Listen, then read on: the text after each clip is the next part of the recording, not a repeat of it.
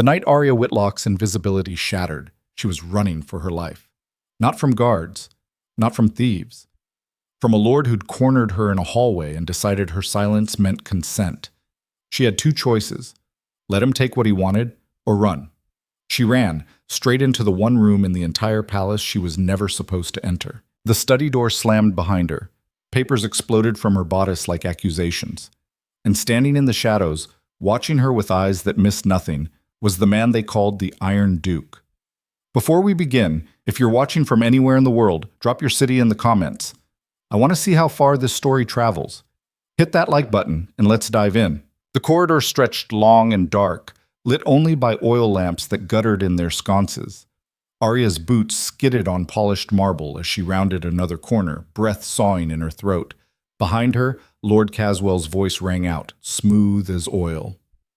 Now, Miss Whitlock, there's no need for theatrics." Her fingers clutched the front of her dress where the papers pressed against her ribs, sharp-edged and damning. She'd spent 3 months collecting testimonies from factory workers, children with missing fingers, women who'd lost babies to 16-hour shifts, men who'd watched friends crushed under machinery while foremen looked the other way. All of it written in her own hand, all of it explosive, and all of it currently threatening to slip free because she'd tied the ribbon too loosely in her haste to leave the servants' quarters. "Miss Whitlock," closer now, "I merely wish to discuss your literary pursuits. Surely you're not afraid of a simple conversation?" Aria's jaw clenched. Literary pursuits. As if he didn't know exactly what she wrote.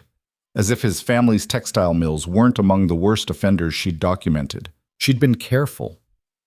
So careful. 5 years of writing under a pseudonym, of publishing her exposés through an intermediary, of keeping her head down and her mouth shut in public. 5 years of being the quiet companion to Lady Margrave, seen but never noticed, present but never important.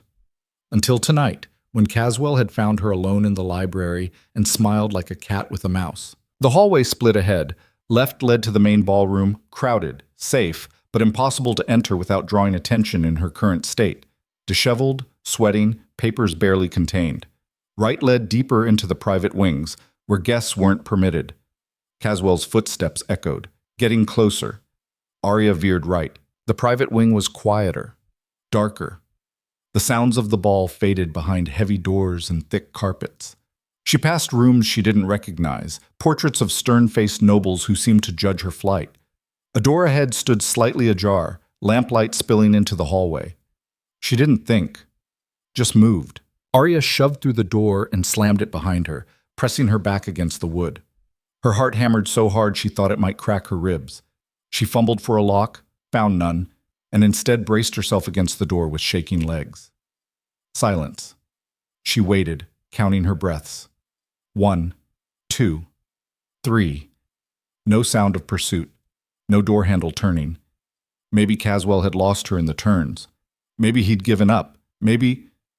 Most people knock. Aria's head snapped up. The study was smaller than she'd expected for a palace room, but infinitely more intimidating. Floor-to-ceiling bookshelves lined 3 walls, packed with leather-bound volumes that looked older than her grandmother. A massive desk dominated the center, its surface covered with maps, correspondence, and what looked like military reports.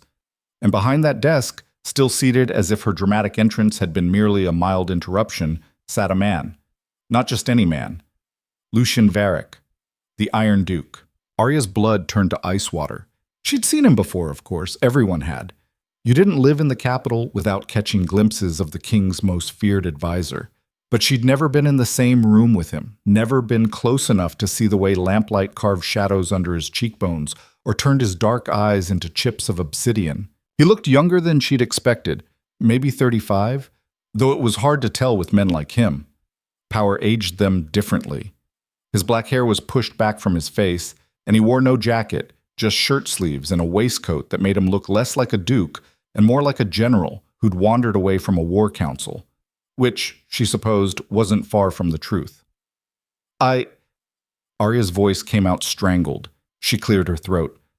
"I'm sorry, Your Grace. I didn't mean to. I was just running." His tone was flat, uninflected. He set down the paper he'd been reading with precise movements. From? I got turned around. The palace is so large, and I'm not familiar with... Try again. Aria's mouth snapped shut.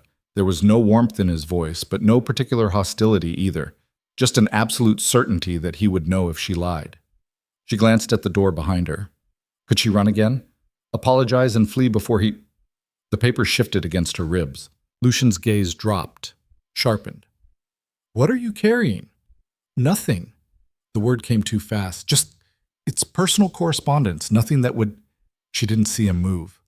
One moment he was behind the desk, the next he was standing 3 feet away, tall enough that she had to tilt her head back to meet his eyes. Show me. I can't... That wasn't a request. Aria's hands moved to protect her bodice instinctively, and that was her mistake. The gesture was too defensive, too protective. It told him everything. Lucian's expression didn't change, but something flickered in his eyes. Calculation. Last chance, he said quietly. Show me, or I call the guards and they show me. Your choice. Her fingers trembled as she reached into her dress. The ribbon had loosened further during her flight. The papers came free easily. Too easily. She clutched them against her chest like a shield. They're mine, she said, hating how small her voice sounded. Personal. They don't concern... A page slipped free. She lunged for it, but Lucien was faster. His hand shot out and caught the paper before it hit the floor. He didn't look at it immediately. Instead, he watched her face as she stood frozen, waiting for the axe to fall. Then he read. Aria watched his eyes move across the lines she'd written just 3 days ago. Testimony from a mill worker named Sarah Chen, age 14, who'd lost 3 fingers to a loom when the foreman pushed her to work faster. The way his breathing changed told her exactly when he reached the part about the foreman burning the severed fingers in the furnace to hide the evidence. More papers slipped from her nerveless grip. They scattered across the floor like accusations. Pages covered in her handwriting, interviews with workers, tallies of injuries and deaths, calculations of profit margins built on broken bodies. Lucian crouched and picked up another page, then another. He read them with the same terrible focus he'd given the first, his face absolutely still. Aria couldn't breathe, couldn't move. This was it, the end of everything. The Iron Duke was the king's right hand, the man who'd crushed 3 rebellions before they could properly form, who'd negotiated treaties that left enemy nations bleeding and grateful for the privilege. And she'd just handed him proof that she was the anonymous writer who'd been calling the nobility murderers for 5 years. These are yours. Not a question. His voice was still flat, but there was something underneath it now.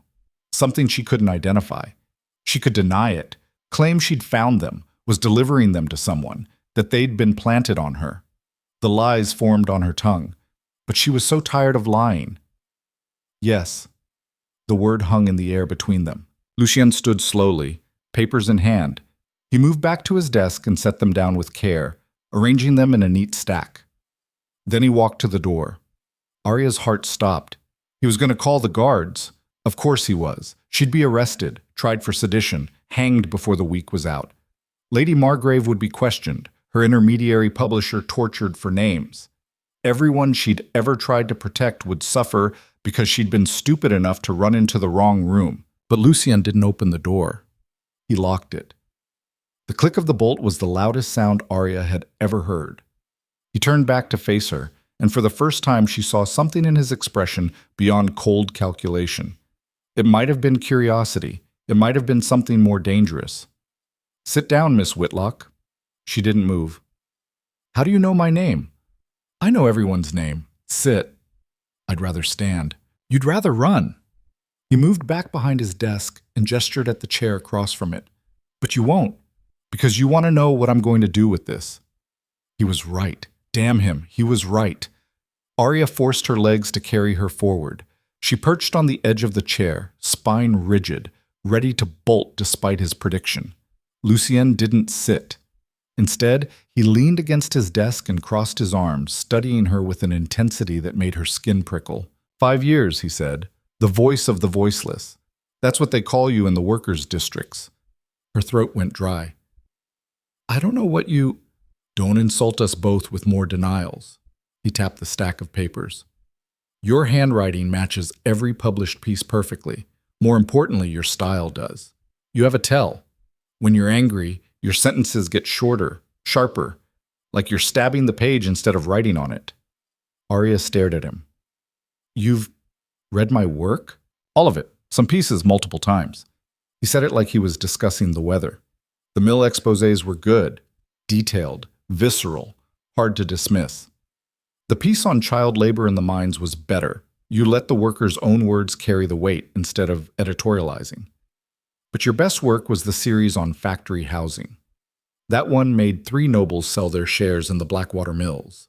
She couldn't process this. The Iron Duke had read her writing, had analyzed it, had 3 nobles, she repeated numbly. 3. Out of how many? 47 with direct investments, another 112 with indirect holdings through trading companies and banks. The numbers hit like blows. She'd known her work wasn't enough, hadn't changed enough, but hearing it quantified made it worse. So what do you want? Her voice came out harder than she intended. A confession? Names of my sources? Or should I just save everyone time and admit to sedition now? Lucian's eyebrow rose fractionally. Is that what you think this is? You're the king's advisor. I write articles calling the nobility murderers. The math isn't complicated. No, he agreed. It isn't. Which is why I'm surprised you're still writing at all. Aria's hands clenched in her lap. Someone has to write articles that get read by people who already agree with you, change nothing, and put you in constant danger of execution? He tilted his head. Why? The question caught her off guard. Not because she didn't have an answer, but because no one had ever asked it before. Because, she struggled for words, because it matters. Because those workers, those children, they deserve to have their stories told. To be seen, to what? Feel validated before they die in the same conditions anyway? Rage flared hot in her chest. Better than staying silent while they suffer. Is it? Lucian pushed off the desk and moved to the window, hands clasped behind his back. 5 years of writing, thousands of words, and yet the mills still run. The mines still swallow children. The factories still break bodies for profit. What exactly have you accomplished? Aria stood so fast her chair scraped backward. I've given them a voice. They already have voices. What they lack is power. He turned to face her, and there was something fierce in his eyes now. You've been treating the symptom while ignoring the disease. And what's the disease? Greed? Cruelty? The casual evil of people who value profit over human life? Systems. The single word cut through her anger. The disease is systems that reward cruelty and punish compassion. And systems can't be shamed into changing, Miss Whitlock. They can only be dismantled. She wanted to argue, wanted to defend her work, her choices, the 5 years she'd spent risking everything to speak truth to power. But something in his tone made her hesitate. What are you saying? Lucian moved back to his desk and picked up one of her papers, the testimony from Sarah Chen. He read it again, slower this time. I'm saying your writing is exceptional. Your documentation is thorough. Your commitment is admirable, and all of it is wasted. The words landed like stones. Wasted, she repeated. Yes, because you're fighting the wrong battle. He set the paper down. You think if you just expose enough corruption, document enough suffering, make people feel enough shame, something will change. But the nobility don't feel shame the way you do. They feel inconvenience, annoyance, and those emotions aren't strong enough to overcome profit. So what, I should just give up? Stop writing? Let them win? No. His eyes locked with hers. You should learn how to actually fight. The room went quiet. Outside, the sounds of the ball continued. Music, laughter, the murmur of conversation from people who would sleep well tonight in warm beds while children shivered in factory dormitories. I don't understand, Aria said finally. Lucian picked up the entire stack of her papers and held them out to her. You've collected ammunition, but you're using it to write strongly worded letters instead of loading a cannon. She took the papers automatically, clutching them against her chest. I'm not a soldier. Neither was I once. He moved around the desk, closing the distance between them again. I was a scholar. Did you know that? Before the war, I studied philosophy and ethics. I believed in the power of reason, the triumph of logic over passion. I thought educated men could be persuaded to do right through careful argument. What changed? I watched reason fail, watched good arguments lose to bad incentives, watched people I respected choose comfort over justice every single time. His voice was quiet, but there was an edge to it. So I learned a new language, the one that actually gets spoken in rooms where decisions are made. Aria's pulse quickened. What language is that? Power, leverage, strategic pressure applied precisely where it can't be ignored. He gestured at her papers. You have evidence? Names? Testimonies? But you're using them wrong.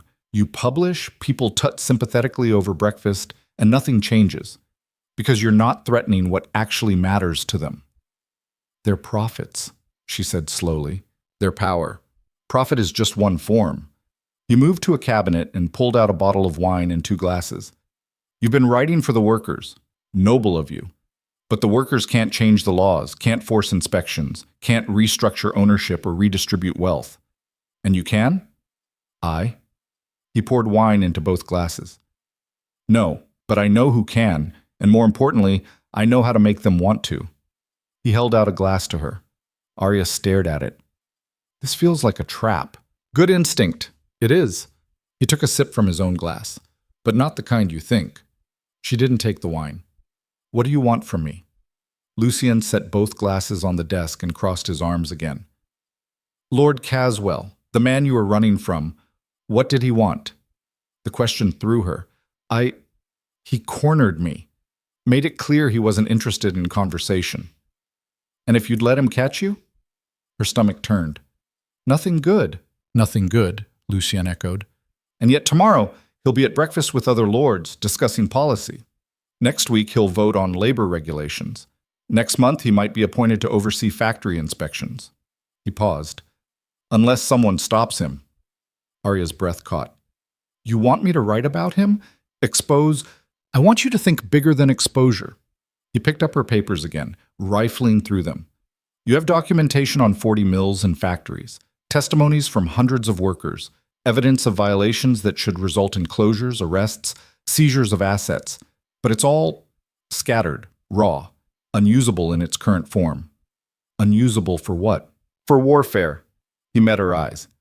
I'm offering you a choice, Miss Whitlock. You can take these papers and leave. Keep publishing your articles. Keep hoping that truth alone will be enough. Or you can stay. 6 weeks under my instruction. Let me teach you how to turn documentation into devastation, how to use truth as a weapon instead of a plea. His voice dropped. How to actually win.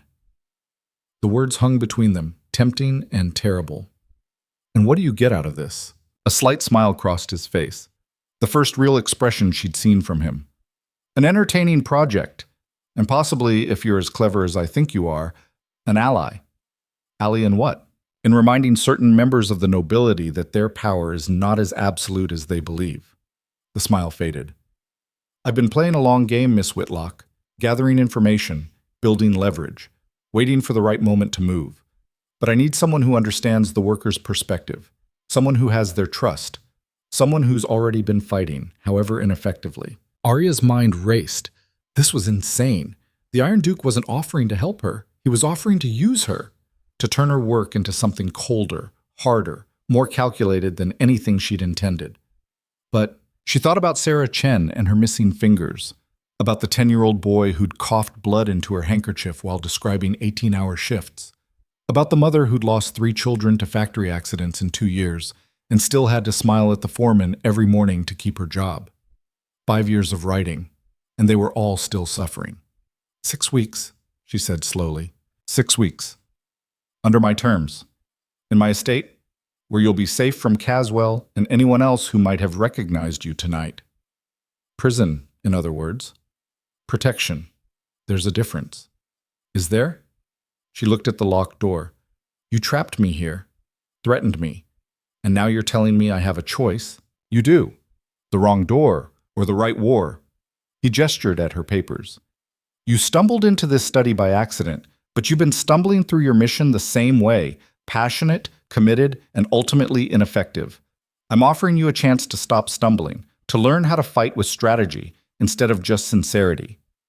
Aria wanted to throw the wine in his face, wanted to storm out and prove him wrong, wanted to, but she couldn't. Because he was right. 5 years, and nothing had changed. Nothing except her growing collection of heartbreaking testimonies and her ever-present fear of discovery. If I agree, she said carefully, what exactly would this instruction involve? First, we organize your evidence properly.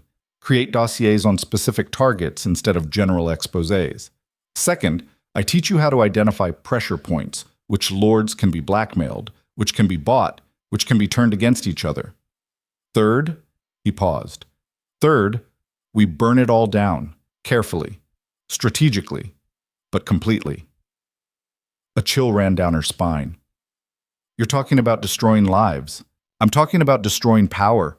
Lives are just what powerful people hide behind. She struggled for words. That's ruthless. Yes. No apology in his tone. It is. And if that bothers you more than children dying in factories, then you should leave now. The words were cruel, deliberately so. But they hit their mark. Aria thought about every article she'd written, every testimony she'd collected, every hour she'd spent crafting careful arguments and heartfelt pleas.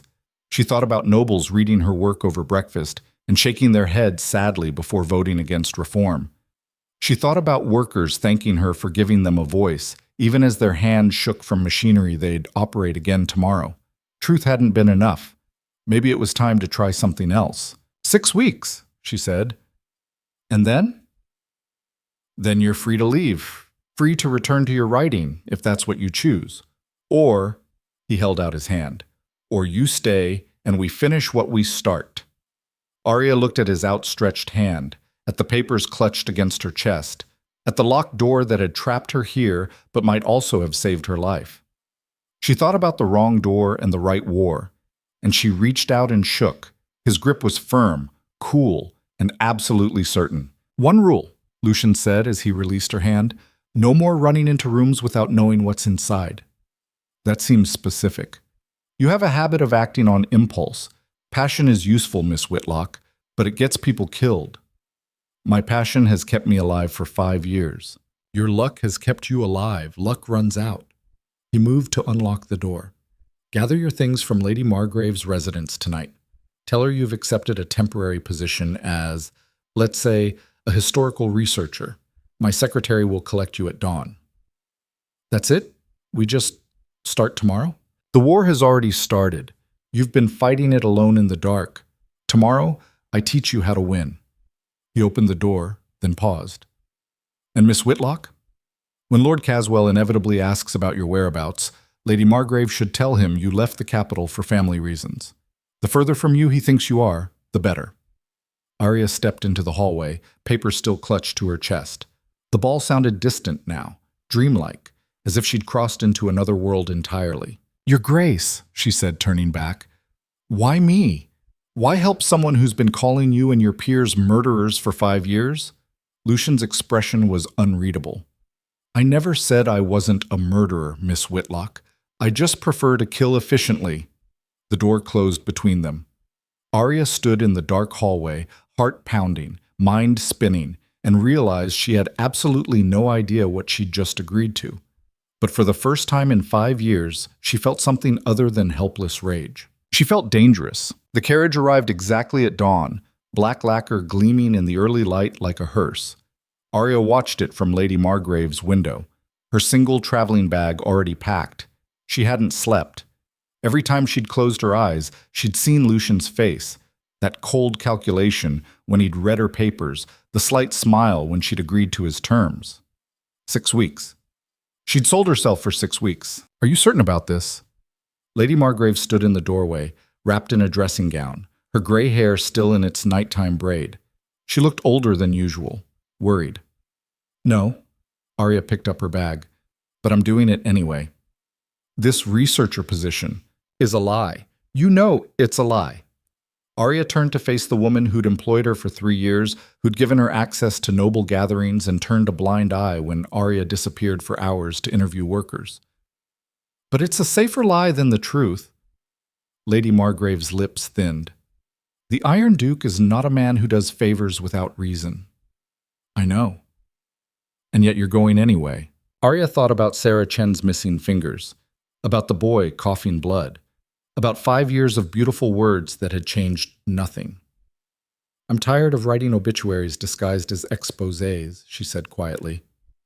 The older woman studied her for a long moment, then crossed the room and pressed something into Arya's hand.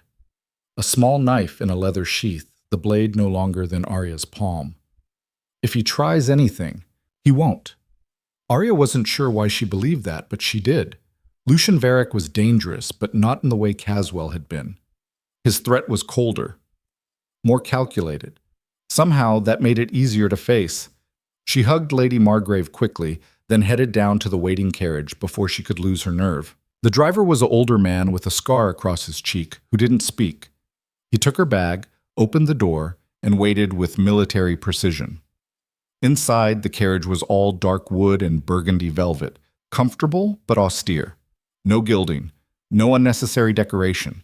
It suited Lucien perfectly. The ride took an hour, carrying them out of the city proper and into the estates district where the wealthiest families maintained their ancestral holdings. Arya watched the houses grow larger, the walls higher, the gates more elaborate. She'd never been to this part of the capital before. Her world had been servants' quarters and factory districts, not marble fountains and manicured gardens. Lucien's estate sat at the end of a tree-lined drive, and it looked nothing like she'd expected.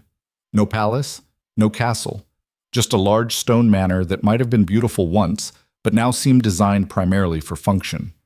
The gardens were neat, but not ornate. The architecture was solid, but not showy. It looked like a place where work got done. The carriage stopped.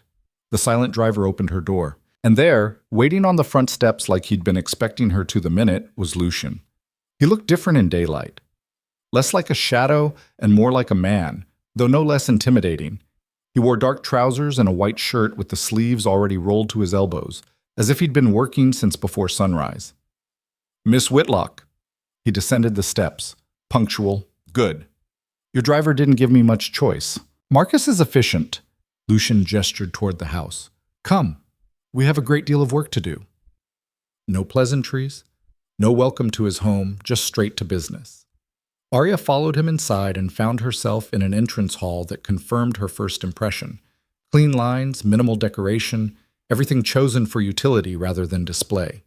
The few paintings on the walls were maps, not portraits. "Your room is on the second floor, third door on the left," Lucien said without slowing. "Marcus will bring your bag up. You have 10 minutes to settle in, then meet me in the study." "Which study? This place must have—" "There's only one. East wing, ground floor. You'll find it." He disappeared down a corridor before she could ask anything else. Arya stood in the empty hall, feeling suddenly very alone. This was a mistake. She should leave now, walk back to the city, return to her quiet life of quiet writing and quiet invisibility. But her feet carried her up the stairs instead. The room he'd assigned her was larger than her quarters at Lady Margrave's had been, with a real window overlooking the gardens and a writing desk already stocked with paper and ink. Someone had anticipated she'd need them. That someone had been Lucien, she realized. He'd planned this. Last night when she'd stumbled into his study, he'd already been thinking 3 moves ahead. The thought should have frightened her more than it did. She splashed water on her face from the wash basin, changed into a fresh dress, and went to find the study. It wasn't hard to locate. She just followed the sound of papers being moved with aggressive efficiency. Lucien's study in the manor was 3 times the size of the one in the palace, and it looked like a war room. One entire wall was covered with a massive map of the capital and surrounding territories. Another held floor-to-ceiling shelves packed with ledgers, reports, and what looked like years' worth of documentation. The desk was even larger than the one she'd seen last night, its surface completely buried under organized chaos. And standing at that desk, sorting through papers with the focused intensity of a general planning a campaign, was Lucien. He didn't look up when she entered. "What do you know about Lord Harwick?" he asked. The abrupt question threw her. "The mill owner?" The mill owner, the factory investor, the sitting member of the trade council, and the man who's been blocking every labor reform proposal for the past 7 years. "What do you know about him?" Arya moved closer, trying to see what he was reading. "His mills are some of the worst. Highest injury rates, lowest wages, most child workers. I interviewed—" "I don't care about his mills." Lucien finally looked up. I care about his weaknesses. What makes him vulnerable? I don't know. I focused on documenting the abuses, not... Then you focused on the wrong thing. He pushed a ledger toward her. This is Harwick's financial records for the past 5 years. What do you see? Aria stared at the columns of numbers. I'm not an accountant. You don't need to be. Just look. She scanned the pages, feeling lost. Income, expenses, investments, dividends, it all blurred together into meaningless figures. I don't understand what I'm supposed to... The debt. Lucian's finger stabbed at a series of entries. Look at the debt. Aria followed his finger. The numbers were large, larger than she'd expected for someone as wealthy as Harwick, and they were growing. He's borrowing money, she said slowly. Heavily, from 3 different banks at increasingly unfavorable rates. Lucienne pulled out another document. And look at what he's spending it on. She read the expense report. Renovations to his country estate, a new yacht, art acquisitions. While his mills are barely profitable and his factories are operating at a loss, Lucienne's voice was clinical. He's spending himself into a hole to maintain the appearance of wealth, which means he's desperate. But he's still voting against reform, still blocking, because he can't afford reform. If labor laws pass, his operating costs will increase 30%. His mills will go from barely profitable to completely insolvent. Lucienne smiled, and it wasn't pleasant. He's trapped, and trapped men make mistakes. Aria's mind raced, trying to connect the pieces. So we expose his financial troubles? Show that he's voting out of self-interest instead of... Everyone votes out of self-interest. That's not newsworthy. Lucian moved to the wall map and tapped a location in the factory district. But a man drowning in debt might be convinced to sell his mills, especially if someone offered him enough money to clear his obligations and save face. You want to buy his mills? I want to buy his vote. The mills are just the leverage. He turned back to her. This is how you fight, Miss Whitlock. You don't shame Harwick for being cruel to workers. He doesn't care about shame. You threaten what he actually values, his status, his reputation, his place in society. You offer him a way out that looks like victory while actually being surrender. Aria felt something cold settle in her stomach. That's manipulative. Yes. It's using human weakness against people. Also yes. Lucian crossed his arms. Is that a problem? She wanted to say yes, wanted to argue that there had to be a better way, a cleaner way. A way that didn't require becoming the kind of person who saw other humans as pieces on a game board. But she thought about those ledgers, about Harwick voting against safety regulations, while children lost fingers in his machinery, about him blocking wage increases while spending a fortune on artwork. No, she said quietly. It's not a problem. Something flickered in Lucienne's expression. Approval, maybe, or satisfaction. Good. Then let's discuss Caswell. The name made her tense. What about him? He cornered you last night. That wasn't random. Lucian pulled out a thin file and opened it. He's been asking questions about the voice of the voiceless for 3 months, trying to identify the writer. Someone told him to look at Lady Margrave's household. Aria's blood went cold. Who? I'm still determining that, but Caswell is a problem we need to address before he becomes a crisis. He showed her the file. What do you know about his family's textile business? Just what I've documented. Abusive conditions, children working 16-hour... I know what's in your articles. I'm asking what's not in them. She frowned. What do you mean? Every business has secrets, Miss Whitlock. Things they hide from public view. The abuses you've documented are bad, certainly, but they're not illegal. Not in any way that would result in prosecution. He tapped the file. But this is. Aria leaned in to read. The document was a contract between Caswell's mills and a shipping company she didn't recognize. The term seemed normal at first glance, but then she saw the notation at the bottom. Product origin, Corvith Province. Her breath caught. That's the disputed territory. Yes, where there's active military conflict and absolutely no labor regulations whatsoever. Lucian's voice was cold. Caswell has been importing textiles manufactured using slave labor, or close enough to it, and selling them as domestic products. It's illegal under the Trade Relations Act of 1809, and it carries a mandatory sentence of asset forfeiture and exile. How did you get this? I have people who acquire information I need. He said it like it was the most natural thing in the world. The question is, how do we use it? Aria stared at the contract. This was it. Proof of actual criminality, not just moral corruption. Caswell could be destroyed with this. Publicly humiliated, legally prosecuted, removed from power entirely. We publish it, she said. Expose him. Use my platform to... No. The word was absolute. What? Why not? This is exactly the kind of... If you publish this, Caswell gets arrested, tried, and probably exiled within a month. His family loses their holdings. His associates distance themselves. And absolutely nothing else changes. Lucian closed the file. His mills get sold to someone else who continues the same practices. His seat on the Trade Council goes to another noble who votes the same way. You get one victory and no lasting impact.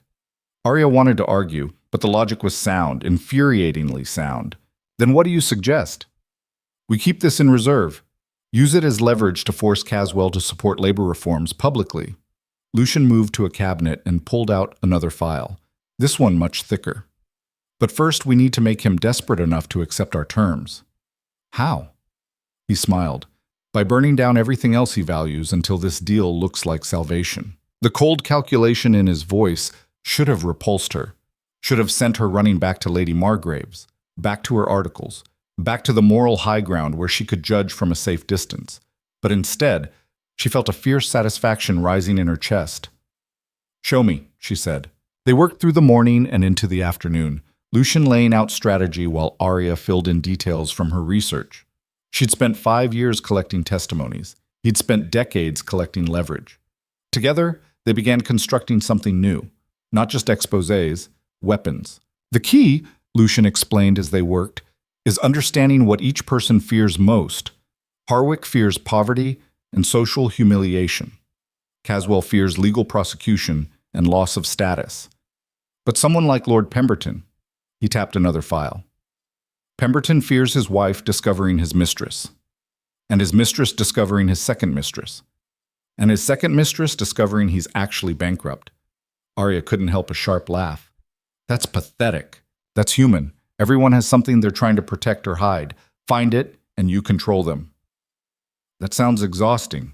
Maintaining that much leverage over that many people. It is, which is why you don't maintain it. You use it and move on. He poured them both water from a pitcher on his desk. The goal isn't permanent control. It's achieving specific outcomes and then releasing the pressure. Until you need leverage again. Ideally, you create systems that don't require constant intervention. Laws that enforce themselves. Structures that reward good behavior instead of punishing bad. He took a long drink. But first, you have to break the current system. And that requires force. Aria thought about her 5 years of careful documentation, her articles crafted to appeal to conscience and compassion. I've been doing this all wrong. Not wrong. Incomplete. Lucian's voice was surprisingly gentle. You identified the problems perfectly. You gave voice to the voiceless, just like they named you. But voice alone doesn't change structures. It just makes people feel heard while they continue suffering. The words hurt because they were true. So what now? Now we organize your research properly, create targeted dossiers instead of general exposés, identify specific pressure points for specific targets. He gestured at the mountain of papers on his desk. And you start learning to think like your enemies. I don't want to think like them. I know. That's why you're still naive enough to believe in justice. He met her eyes. But justice is what comes after you win, Miss Whitlock. First, you have to learn to fight dirty. The afternoon stretched into evening. Marcus brought food at some point, sandwiches and fruit that they ate without stopping work. Aria's hand cramped from writing, her eyes burned from reading financial records, and her head ached from trying to follow Lucien's strategic thinking. But she didn't stop. Because for the first time in 5 years, she felt like she was actually doing something that might matter. You're learning faster than I expected, Lucien said as the light outside began to fade. He lit lamps around the study with efficient movements. Most people can't make the shift from idealism to pragmatism this quickly. Maybe I'm more pragmatic than you thought. Or more desperate. He sat back down across from her. Why did you start writing? The real reason. The question caught her off guard. Does it matter? Context always matters. Aria set down her pen. She could deflect, give him a sanitized version, but they'd been trading truths all day, his about strategy, hers about worker testimonies. It seemed dishonest to lie now. My sister, she said quietly. She worked in a mill, 14 years old, saving money so I could stay in school. The memory was sharp even after 9 years. There was an accident, machine malfunction. The foreman said she'd been careless, operating equipment she wasn't trained for. They paid my parents £50 and called it settled. Lucian's expression didn't change, but something in his eyes sharpened. Let me guess. She wasn't careless, and she was trained. She was exhausted. 16-hour shift after another girl collapsed. The foreman ordered her to cover both stations. Aria's hands clenched in her lap. And £50 was less than a month's profits from that factory line. So you started writing. After the funeral, I went back to that mill. Talked to the other workers. Found out my sister wasn't the first. Wasn't even the fifth that year. She looked up at him. I wrote about it. Published it in a workers' newsletter. Nothing changed, but people told me it mattered. That giving voice to what happened meant something. And you believed them. I wanted to believe them. She felt the weight of 5 years pressing down. I wanted to believe that truth would be enough. That if I just documented enough suffering, collected enough testimonies, made the abuses impossible to ignore, someone would care enough to act, Lucian finished. But they didn't. No, they didn't. They sat in silence for a moment, the lamplight casting shadows across the study. My brother, Lucian said suddenly. Aria looked up, surprised. She hadn't expected him to share anything personal. The war? She asked. After. He survived the fighting, came home decorated and honored. Thought he'd earned the right to speak truth about what he'd seen. The waste, the corruption, the generals sending men to die for pride instead of strategy. Lucian's voice was flat, but his hands gripped the desk edge. He wrote reports, filed complaints, followed every proper channel, and then one night, he fell from his horse. Tragic accident, very unfortunate. Aria's throat tightened. They killed him. They removed an obstacle. That's how power works, Miss Whitlock. It doesn't debate with threats. It eliminates them. He released the desk and stood, moving to the window. I spent a year trying to prove it was murder. Collected evidence, built a case, prepared to present it all to the king himself. And then I realized I was making the same mistake my brother had, believing in systems that only work for people those systems serve. So you became part of the system instead. I became fluent in its language, learned to speak power instead of justice. He turned back to her.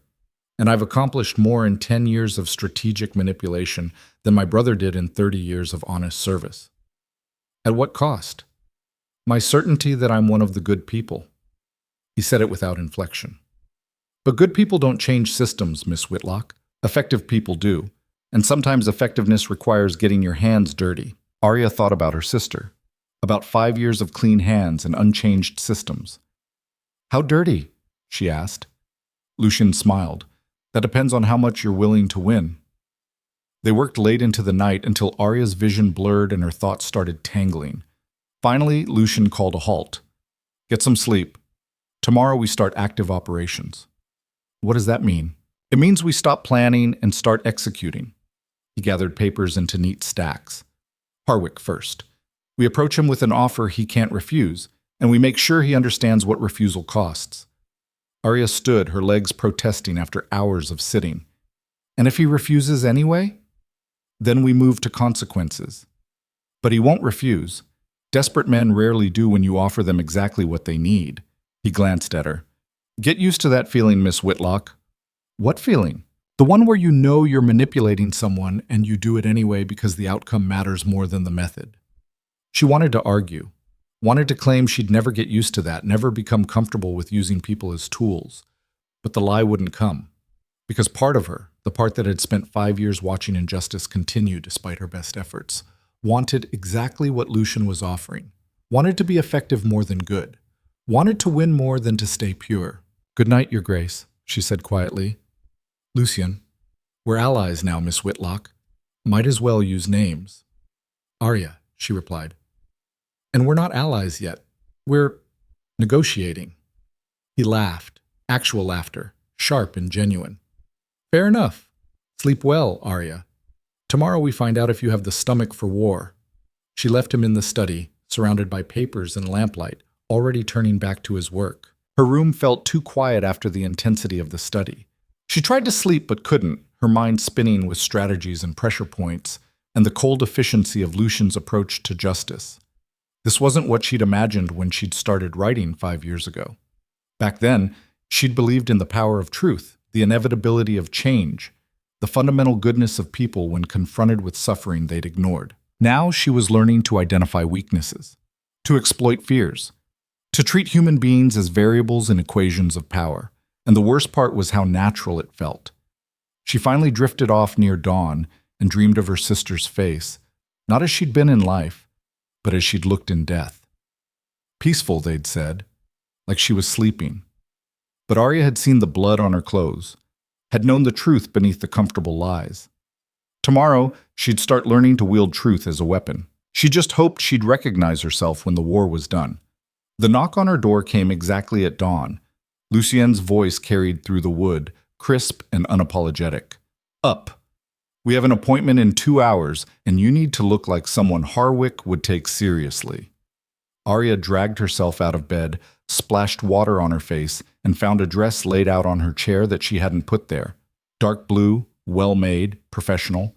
The kind of thing a successful researcher might wear. The kind of thing that would help her lie convincingly. She dressed quickly and went downstairs to find Lucien already waiting, looking infuriatingly alert, despite having worked as late as she had. "Coffee," he said, handing her a cup. "Drink it fast. We need to leave in 20 minutes. "Where are we going?" "Harwick's Morning Club. He takes breakfast there every Tuesday and Thursday, surrounded by other industrialists who make him feel important." Lucien's smile was sharp. "Today, we're going to make him feel desperate instead." The coffee was strong and bitter. Aria drank it down. "What's my role?" "You're my researcher, quiet, competent, unremarkable. You'll take notes and say nothing unless I specifically ask you to confirm something."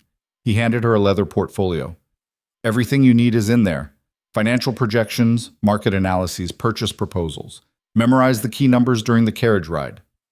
And if Harwick asks questions I can't answer, he won't. Men like Harwick don't acknowledge women in professional contexts unless forced." Lucian's voice was cold, "which works in our favor. He'll ignore you completely, which means he won't notice when you're cataloging every micro-expression and nervous habit he displays." Aria's stomach tightened. This was really happening. She was about to walk into a room full of the exact people she'd been writing about for 5 years, but instead of exposing them, she'd be sitting quietly and helping manipulate one of them. "I can do this," she said, more to herself than him. "I know. You wouldn't be here otherwise." Lucien finished his own coffee and set the cup down with finality. "Let's go change the world, one desperate man at a time." The carriage ride was exactly long enough for Aria to memorize the numbers and start panicking about everything that could go wrong. But when they arrived at Harwick's club, a stolid building that reeked of old money and older privilege, Lucien's hand on her elbow was steady. "Remember," he murmured as they climbed the steps, "you're invisible until you choose not to be. Watch everything. Miss nothing." The door opened, and Aria Whitlock, who'd spent 5 years trying to expose these people from the shadows, walked directly into their world wearing a false smile and carrying ammunition disguised as research. The club's interior smelled like cigars and privilege, leather and wood polish, and the particular mustiness that came from generations of wealthy men conducting business over brandy. Aria kept her eyes down, her posture deferential, every inch the quiet assistant nobody would remember 5 minutes after she left. But she was memorizing everything, the way the porter's eyes slid past her to focus on Lucien, the cluster of men by the fireplace who stopped talking when they entered, the nervous energy that rippled through the room when someone recognized the Iron Duke. "Lord Harwick," Lucien said, his voice carrying just enough to turn heads without seeming to try. "A moment of your time." Harwick sat at a corner table with 2 other men Aria recognized from her research, mill owners, both of them, with injury rates nearly as bad as Harwick's. He looked up, and she saw him calculate whether refusing Lucien was worth the social cost. Apparently not. Your Grace, Harwick stood, gesturing to an empty chair. I wasn't expecting— No, you weren't. That's why I'm here. Lucien sat without waiting for further invitation. Aria remained standing, portfolio clutched to her chest, invisible. We need to discuss your financial situation. The color drained from Harwick's face. The two other men exchanged glances. Perhaps somewhere more private, Harwick said tightly. Why? Ashamed of something? Lucien's smile was pleasant and absolutely predatory. Or would you prefer I discuss your debts, where fewer people can hear about them? Harwick's companions found sudden reasons to be elsewhere. Within 30 seconds, the table was clear except for the three of them. Sit, Lucien told Aria without looking at her. She sat, opened the portfolio, and arranged papers with hands that only trembled slightly. From this angle, she could see Harwick's face clearly, the tightness around his mouth, the way his fingers drummed against the table. Lucien had been right. The man was terrified. I don't know what you think you know about my finances, Harwick started, but Lucien cut him off. Everything. I know you owe the Merchants' Bank £40,000 at 12% interest. I know the Royal Trust won't extend your line of credit further. I know you borrowed from private lenders to cover last quarter's dividend payments so your investors wouldn't panic. He paused. And I know your mills are losing money. Harwick's jaw worked. That's confidential information. How did you— I make it my business to understand weakness. Yours is particularly acute. Lucien nodded at Aria. Show him the projections. Her hands were steadier now, anger burning through the nervousness. She'd interviewed workers from Harwick's mills, documented 3 child deaths in 6 months, recorded testimony from a woman who'd miscarried on the factory floor and been docked pay for the time she'd spent bleeding. And now she was sitting across from the man responsible, helping Lucien manipulate him instead of exposing him. She slid the financial projections across the table. Harwick stared at them like they were a death sentence, which, in a way, they were. These numbers are— he swallowed. This is speculation. Market conditions could improve. They won't. Not for you. Lucien leaned back in his chair, utterly relaxed. The new safety regulations being proposed would increase your operating costs 32%. You're already running at a loss. Those regulations pass, and you're bankrupt within a year. Those regulations won't pass. The Trade Council will vote to approve them 3 weeks from now. I've already secured the necessary support. Lucien's voice was matter of fact. Unless you'd like to help me convince them otherwise. Harwick's expression shifted from fear to calculation. You want me to vote against safety regulations? After everything you just said about— I want you to publicly support them. The silence that followed was absolute. Aria kept her eyes on her notes, but she felt the moment Harwick understood the trap. Support regulations that would bankrupt him or refuse and face— what? She wasn't sure yet, but Lucien's smile suggested the consequences would be severe. You're insane, Harwick said finally. Why would I vote for my own destruction? Because I'm offering you a way out. Lucien nodded at Aria again. The purchase offer. She pulled out a different document. Her throat was dry as she slid it across the table, but she kept her expression neutral, professional, as if she were helping negotiate a simple business transaction instead of watching a man's life get systematically dismantled.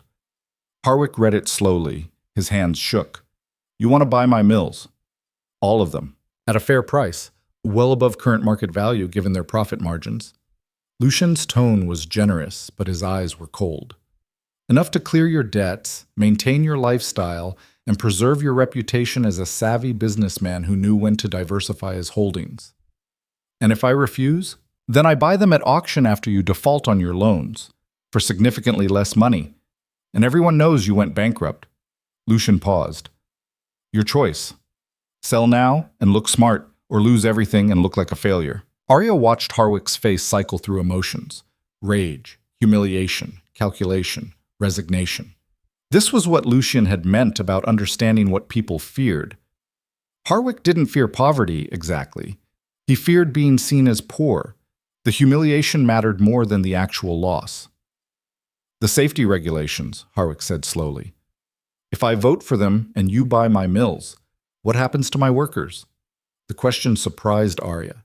She hadn't expected him to care. Lucien's expression didn't change. They'll continue working under new ownership, better conditions, higher wages, safer equipment. The kinds of changes you've been blocking for years. So you're buying my mills to reform them. I'm buying your mills to prove they can be profitable while treating workers like human beings instead of expendable resources. It's a novel concept, I know. Hark's jaw clenched. This is blackmail. This is business. I'm offering you a generous price for assets you can't afford to keep. What you do with that offer is your decision. Lucien stood. You have 48 hours. After that, the offer expires and I move forward with alternative acquisition strategies. He walked away without waiting for a response, and Aria scrambled to gather her papers and follow. Her heart hammered as they crossed the club, every eye following their exit. They made it to the carriage before she exploded. That was brutal. Lucien settled into his seat, looking utterly unmoved. That was efficient. You cornered him, gave him no real choice. I gave him two choices. He chose the one that preserved his dignity. Most people do. He glanced at her. Unless you'd prefer I let him continue breaking children until he goes bankrupt naturally, that approach is certainly more morally pure. Aria wanted to argue, but the words tangled in her throat. Because he was right. Harwick was going to lose his mills regardless. His debts guaranteed that. At least this way, the workers would benefit. He asked about his workers, she said instead. At the end, he actually cared what would happen to them. No, he didn't. He asked because he wanted to feel less guilty about accepting my offer. Giving him a reason to believe he was helping his workers made the decision easier. Lucien's voice was clinical. People will accept almost anything if you give them a story that lets them feel good about it. That's cynical. That's accurate. He pulled out a pocket watch and checked the time. We have 2 hours before the next appointment. Enough time for you to eat something and review the Pemberton file. Pemberton? I thought we were focusing on Harwick and Caswell. We are, but Pemberton sits on the Trade Council with Harwick, and he's the swing vote on labor regulations. We need him to abstain from voting, which means we need leverage that makes abstention the least damaging option. Aria's stomach turned. How many people are we planning to destroy? We're not destroying anyone. We're repositioning them. Lucien's eyes met hers. This is what winning looks like, Aria. Not clean, not comfortable, but effective. She looked out the carriage window at the passing streets, thinking about 5 years of articles that had repositioned nothing, changed nothing, saved no one. Tell me about Pemberton, she said quietly. The next 2 weeks blurred into a pattern of careful manipulation and strategic pressure. Pemberton turned out to be exactly as pathetic as Lucien had described, maintaining 3 separate households for 3 women who each believed they were his only extramarital affair. The threat of exposure was enough to secure his abstention from the Trade Council vote. Lord Gresham, who owned the second-largest factory complex in the capital, proved more difficult. He had no obvious weaknesses, no debts, no scandals, just cold calculation and a genuine belief that workers existed to be exploited. Men like Gresham are actually easier, Lucien explained as they worked through strategy late one night. They don't care about shame or social standing, they care about profit, so we make reform profitable. How? By making resistance more expensive. He showed her a series of documents detailing Gresham's supply chains. He sources raw materials from 12 different territories. What happens if half those sources suddenly become unavailable? Aria stared at him. You're going to sabotage his suppliers? I'm going to convince his suppliers that working with him is more trouble than it's worth. There's a difference. Is there? The difference is I'm not breaking anything, just rearranging incentives. She was learning his language, learning to see people as systems of motivation and fear, learning to identify pressure points and apply force with precision. She hated how good she was getting at it, but she hated the alternative more. 3 weeks into her stay at Lucien's estate, Aria received a message from her old publisher, the intermediary who'd been distributing her articles for 5 years. 3 workers she'd interviewed had been arrested for sedition. They were being held without trial, interrogated about their connection to the voice of the voiceless. She burst into Lucien's study without knocking. They arrested Michael, Sarah, and Thomas. The people I interviewed for my factory housing exposé. Someone connected them to my writing, and now they're... I know. Lucien didn't look up from the document he was reading. I received word 2 hours ago. 2 hours? Rage made her voice shake. And you didn't tell me. I was waiting for you to calm down enough to think strategically instead of emotionally. They're going to be tortured, questioned. They could be executed. Yes, which is why we're going to get them released. He finally looked at her. Tonight. I've already made the arrangements. Aria's anger stuttered. What arrangements? The magistrate holding them owes me a favor, a significant one. He'll release them into my custody, and they'll be relocated to estates in the countryside where they can't be easily found. He paused. It's handled. Just like that? Just like that. Because I anticipated this possibility and prepared accordingly. His voice was patient but firm. This is what I've been trying to teach you, Aria. You can't just react to crises. You have to predict them, prevent them, or at minimum, have solutions ready before the problem becomes critical. She sank into a chair, hands shaking. Who connected them to me? Caswell. He's been investigating systematically, interviewing workers, tracking down anyone who might have information about the voice of the voiceless. Lucien set down his pen, which means it's time to move against him directly. I thought we were saving him for later, after Harwick and plans change. He's becoming a more immediate threat than I anticipated. Lucien pulled out the file on Caswell's illegal imports. We use this, now, before he connects more people to you. Aria looked at the file. The contract, the shipping manifests, the proof of slave labor textiles being sold as domestic products. Everything needed to destroy Caswell completely. If we release this, what happens to the workers in Corvith province? The ones making those textiles?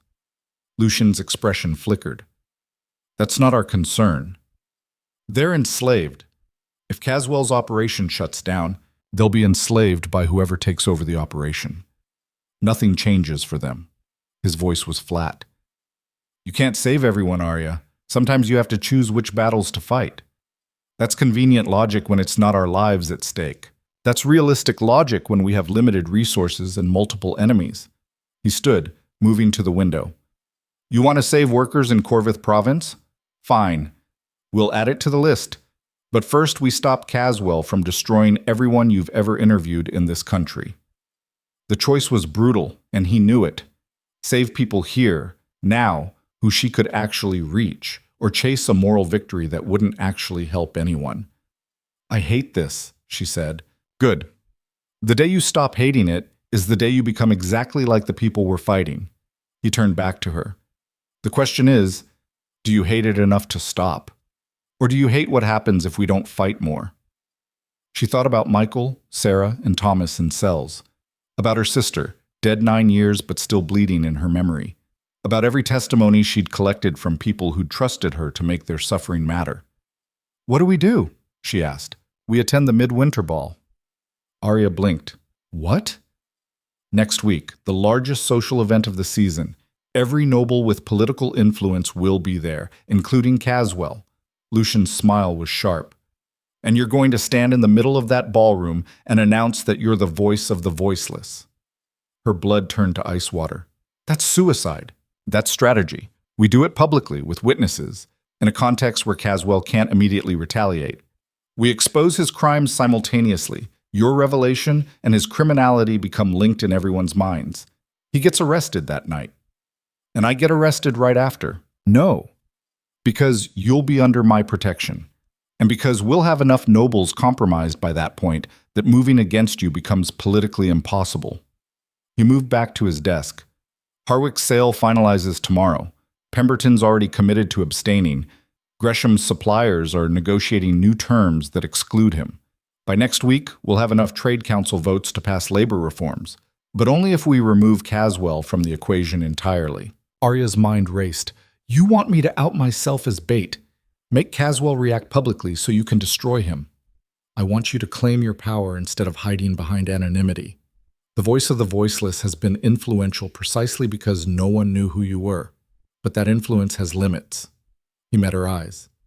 You want real change? You need to be more than an anonymous writer. You need to be a symbol. Someone workers can point to and say, she survived, she fought back, she won. or I become an example of what happens to people who challenge the system. Not if we do this right. Lucien pulled out a new file, thicker than the others. I've spent 3 weeks preparing for this. Every noble at that ball will receive specific information about their colleagues' weaknesses 1 hour before you make your announcement. Mutually assured destruction. If they move against you, everyone's secrets become public. They'll be too busy protecting themselves to organize against you. It was insane. Brilliant and insane and absolutely terrifying. What if it doesn't work? Then we both probably die. But at least we'll have tried something bigger than articles that change nothing. His voice softened slightly. I'm not going to force you into this, Aria. This is your choice. But hiding in the shadows forever isn't safety. It's just slower suffocation. She thought about 5 years of hiding, of being invisible, of writing words that made people feel sympathetic while children kept dying in factories. She thought about her sister, who'd never had the choice to hide or fight back. 1 week, she said. We have 1 week to make sure this doesn't get everyone killed. Then we'd better work fast. The next 7 days consumed her entirely. Lucien taught her how to stand in front of hostile crowds, how to project authority she didn't feel, how to turn vulnerability into strength. They rehearsed her announcement until she could deliver it without her voice shaking. They prepared responses to every possible attack, counter-arguments to every denial. And they weaponized her 5 years of research into surgical strikes against anyone who might threaten her. The key, Lucien explained during one late-night session, is making your survival everyone's best option. Not because they like you or agree with you, but because destroying you would cost them more than tolerating you. That's a depressing way to ensure safety. That's how power works. People don't protect you out of goodness. They protect you because it's strategically advantageous. He handed her another file. Lord Whitmore. Study his weaknesses. You'll need to reference them during your speech. Aria read through Whitmore's file, feeling sick. The man had 3 mistresses, 2 illegitimate children he refused to acknowledge, and substantial debts from gambling. Exposing him would destroy his family. This feels wrong. This feels effective. There's a difference. Lucien's voice was patient but firm. You don't have to use this information to hurt him. You just have to make sure he knows you have it. That's enough to ensure his silence.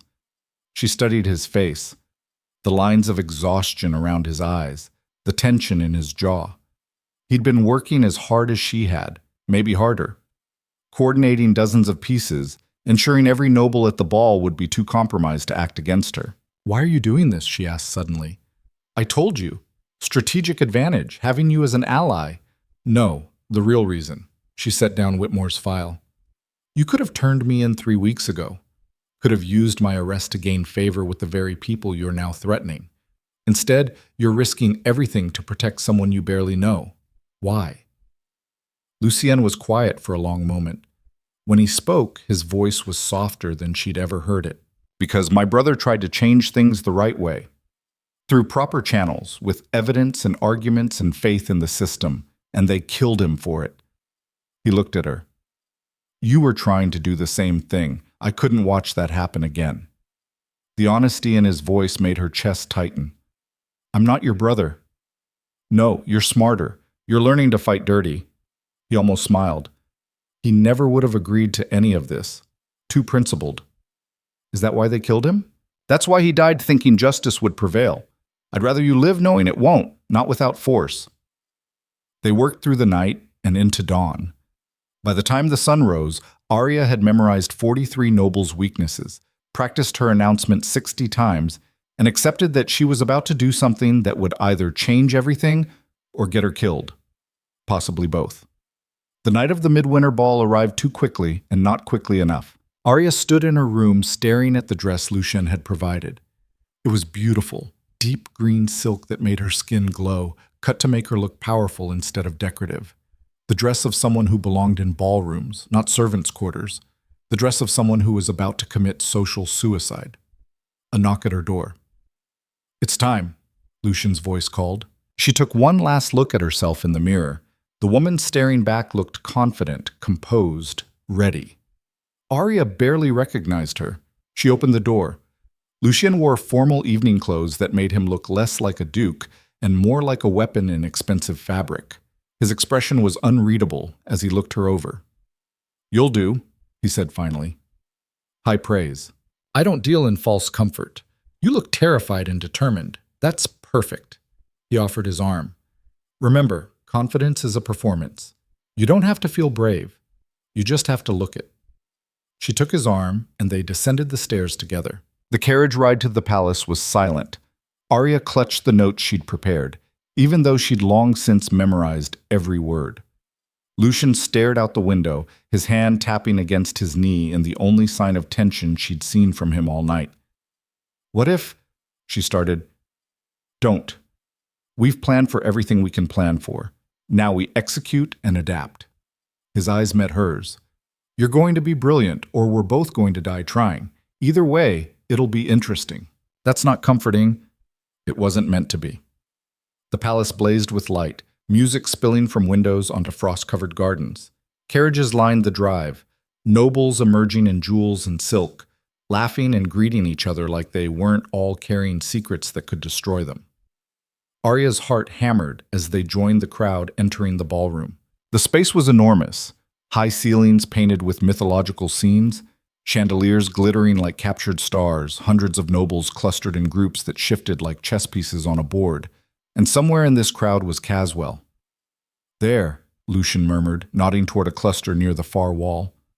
Aria spotted him, Lord Caswell, looking smug and comfortable, holding court with several other men. He hadn't seen her yet. Didn't know she was here. Didn't know what was about to hit him. The envelopes? She asked quietly. Delivered 1 hour ago. Everyone here has received information about everyone else. They're all wondering who knows what, who'll use it, who can be trusted. Lucian's voice held satisfaction. They're paranoid and defensive. Perfect conditions for what we're about to do. A bell chimed. The music stopped.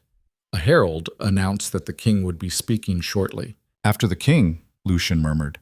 When people's attention is already focused forward, that's when you step up. Aria's mouth went dry. The king spoke.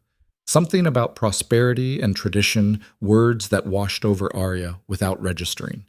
She was too busy watching the crowd, seeing the way people glanced at each other with new suspicion. Lucian had been right. The envelopes had worked. Everyone was off balance. The king finished. Applause rippled through the ballroom. And then Lucien stepped forward. Your Majesty, he said, his voice carrying across the space. If I may request a moment, Miss Whitlock has an announcement that I believe will interest everyone present. Every eye in the ballroom turned to her. This was it. The moment everything changed or everything ended. Aria stepped forward, her legs steady despite the terror flooding her veins. She'd practiced this, prepared for this. She could do this. She had to do this. My name is Aria Whitlock, she said, her voice ringing clear. And for the past 5 years, I have been the writer you know as the voice of the voiceless. The reaction was immediate. Gasps, murmurs, shocked faces. Caswell went white. I have documented abuses in 47 factories and mills, collected testimony from 300 workers, recorded 19 deaths that were preventable, 43 permanent injuries that were the result of negligence, and countless violations of basic human dignity. She met Caswell's eyes across the ballroom. And tonight, I'm here to name names. This is sedition, someone shouted. This is truth, Aria shot back. And unlike sedition, truth comes with evidence. Lucidiman stepped forward, holding up a document.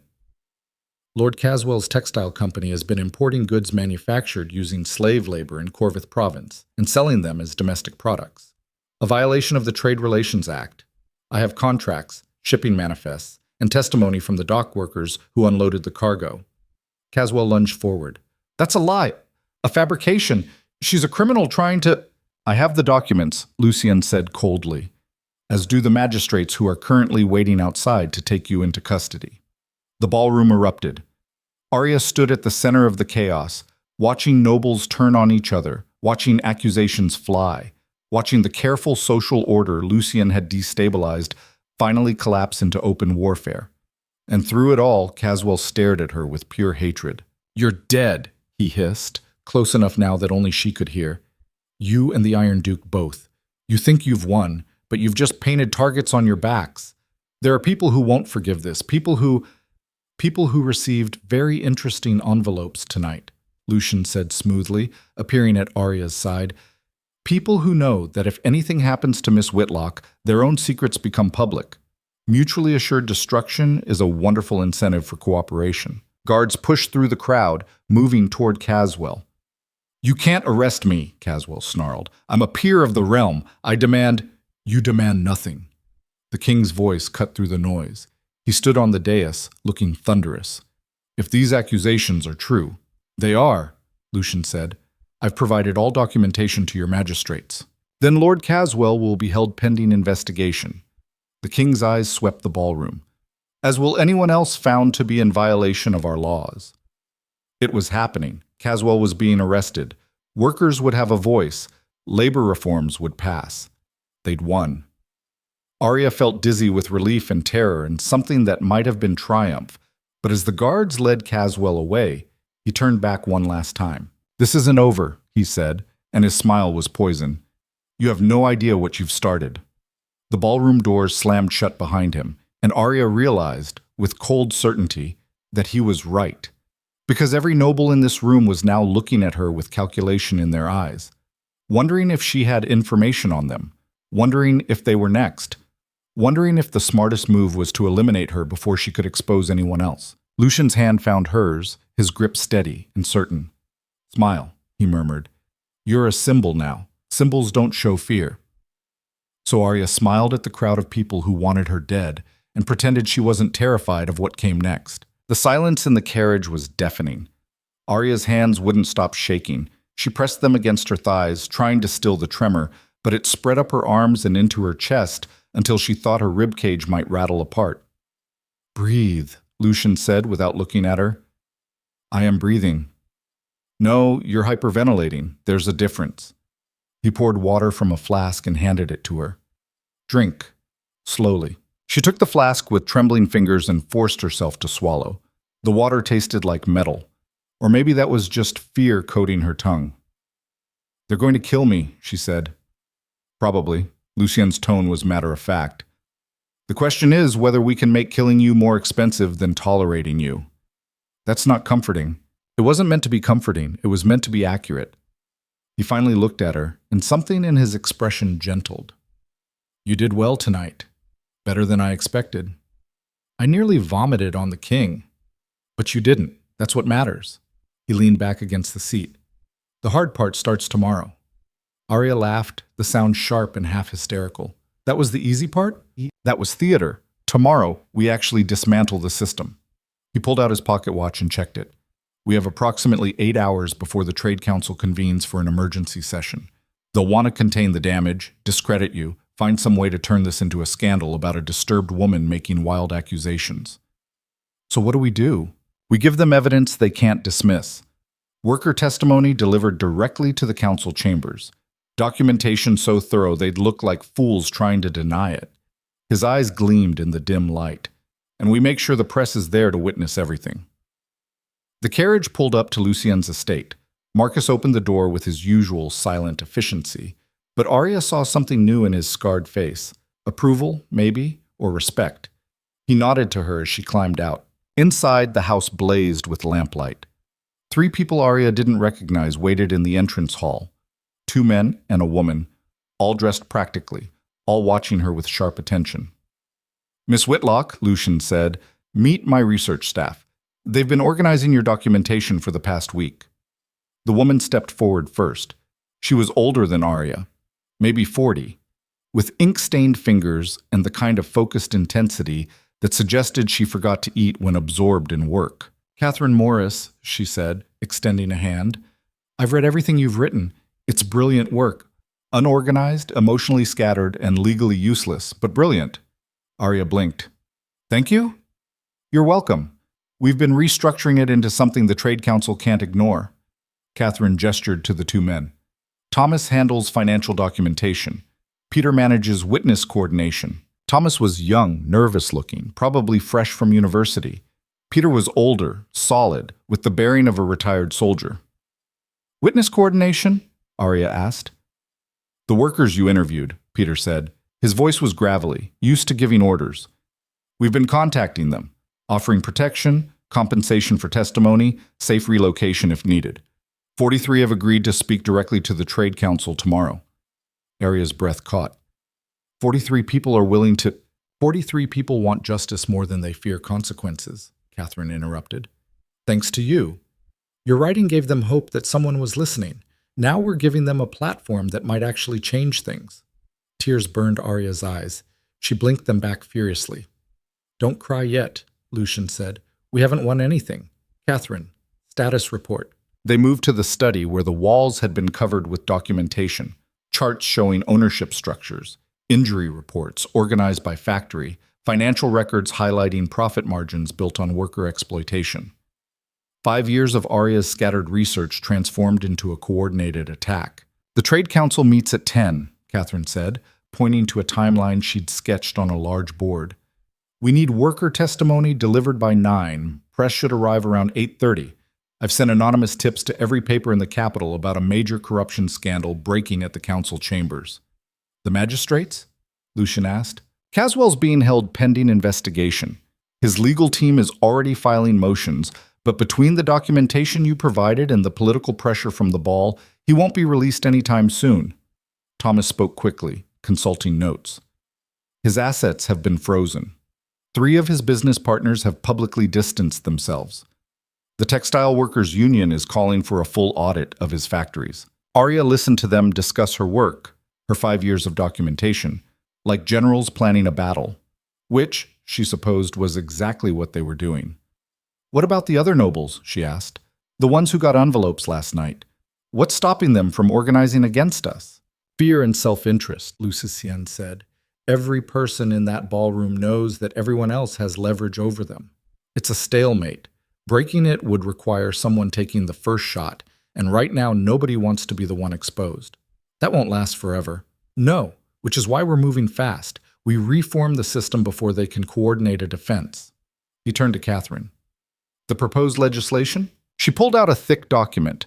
Complete revision of factory safety standards, mandatory breaks, maximum working hours, minimum wages, prohibition on child labor under 12, required education for children 12 to 16. She paused. It's comprehensive and expensive. Will it pass? Aria asked. It will if we can demonstrate that the current system is unsustainable, Thomas said. I've been running projections. The injury rates, the worker turnover, the lost productivity. It's actually costing factory owners more than reform would. They just haven't done the math. So we do the math for them, Lucian said. Show them that treating workers like humans is profitable. Revolutionary concept. Catherine smiled grimly. The hard part is convincing them to care about anything besides quarterly profits. That's where the press comes in. Peter tapped the timeline. We make this public. Force them to care about their reputations even if they don't care about worker welfare. They work through the night, preparing testimony, organizing documentation, coordinating witnesses. Aria found herself in the strange position of watching other people weaponize her work while she provided context and refinement. This was what Lucian had meant about collaboration, about building something bigger than individual effort. Somewhere around 3 in the morning, Catherine brought her coffee and sat down beside her. You look exhausted, the older woman said. I am exhausted. Good. That means you're doing something that matters. Catherine took a sip of her own coffee. I worked in factories for 15 years before Lucian hired me. Lost 2 fingers to a textile machine when I was 19. Foreman told me it was my fault for being careless. Aria looked at Catherine's left hand and saw the scarring where fingers had been. I'm sorry. Don't be. That injury taught me something valuable. The people running those factories don't see us as human. We're just numbers in their profit calculations. Catherine's voice was steady. Your writing was the first time I saw someone with power acknowledge that we exist, that we suffer, that it matters. It hasn't changed anything yet.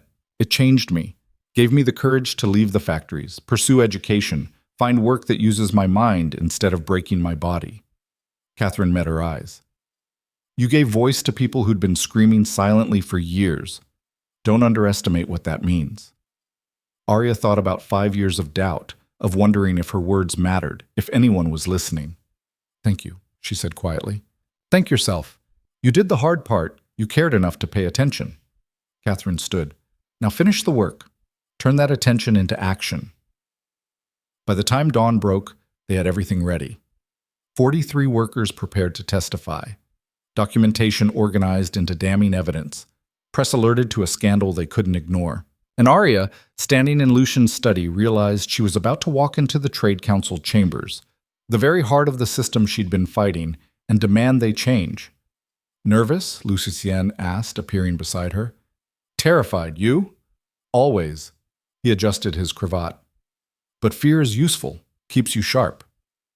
Is that why you do this? Why you fight? He was quiet for a moment. I fight because the alternative is watching good people die while bad people profit. And I've seen enough of that for one lifetime. Your brother. Among others. His jaw tightened. The system protects itself, Aria. It rewards cruelty and punishes compassion because cruelty is profitable and compassion is expensive. Changing that requires force. Or evidence so damning they can't ignore it. Evidence is force. We're just using truth as our weapon instead of violence. He turned to face her fully. Are you ready for this? She thought about her sister, about Catherine's missing fingers, about every testimony she'd collected, every worker who'd trusted her with their suffering. Yes, she said. I'm ready. The Trade Council chambers were built to intimidate. High ceilings, marble columns, rows of seats arranged like a courtroom with the council members elevated above everyone else. Aria had never been inside before. Workers weren't allowed. But this morning she walked through the front door with Lucian at her side and 43 workers following behind her. The guards tried to stop them. Council chambers are closed to one started. To whom? Lucian's voice cut like a blade. These are citizens with testimony relevant to today's proceedings. Or are you suggesting the council doesn't want to hear from the people their decisions actually affect? The guard hesitated. Behind them, Aria heard voices, press reporters who'd responded to Catherine's anonymous tips, gathering in the hallway to see what scandal was about to break. Let them in, Lord Harwick's voice called from inside. Aria hadn't expected that. She glanced at Lucian, who showed no surprise. Of course he wasn't surprised. Harwick was already compromised, his mill sold, his vote secured. They filed into the chamber. The 12 Trade Council members sat in a semicircle looking varying degrees of annoyed, curious, and hostile. Aria recognized most of them from her research, men who'd blocked labor reforms, voted against safety regulations, protected profit margins at the cost of human lives. And now she was standing in front of them with evidence they couldn't dismiss and witnesses they couldn't ignore. Lord Pemberton, looking deeply uncomfortable, cleared his throat. This is highly irregular. The council doesn't typically hear public testimony. Then perhaps it should, Lucian said. Given that the council's decisions affect thousands of workers who have no other voice in these proceedings. We have reports, data. We don't need theatrical displays. Your reports, Aria interrupted, don't include testimony from the girl who lost 3 fingers because her foreman forced her to operate machinery without training. They don't mention the boy who died when a steam boiler exploded because safety inspections were falsified. They don't count the women who miscarried on factory floors because they couldn't afford to miss shifts. Her voice rang through the chamber. Behind her, she felt the workers standing taller. Miss Whitlock, Lord Gresham said coldly, you've made quite a spectacle of yourself.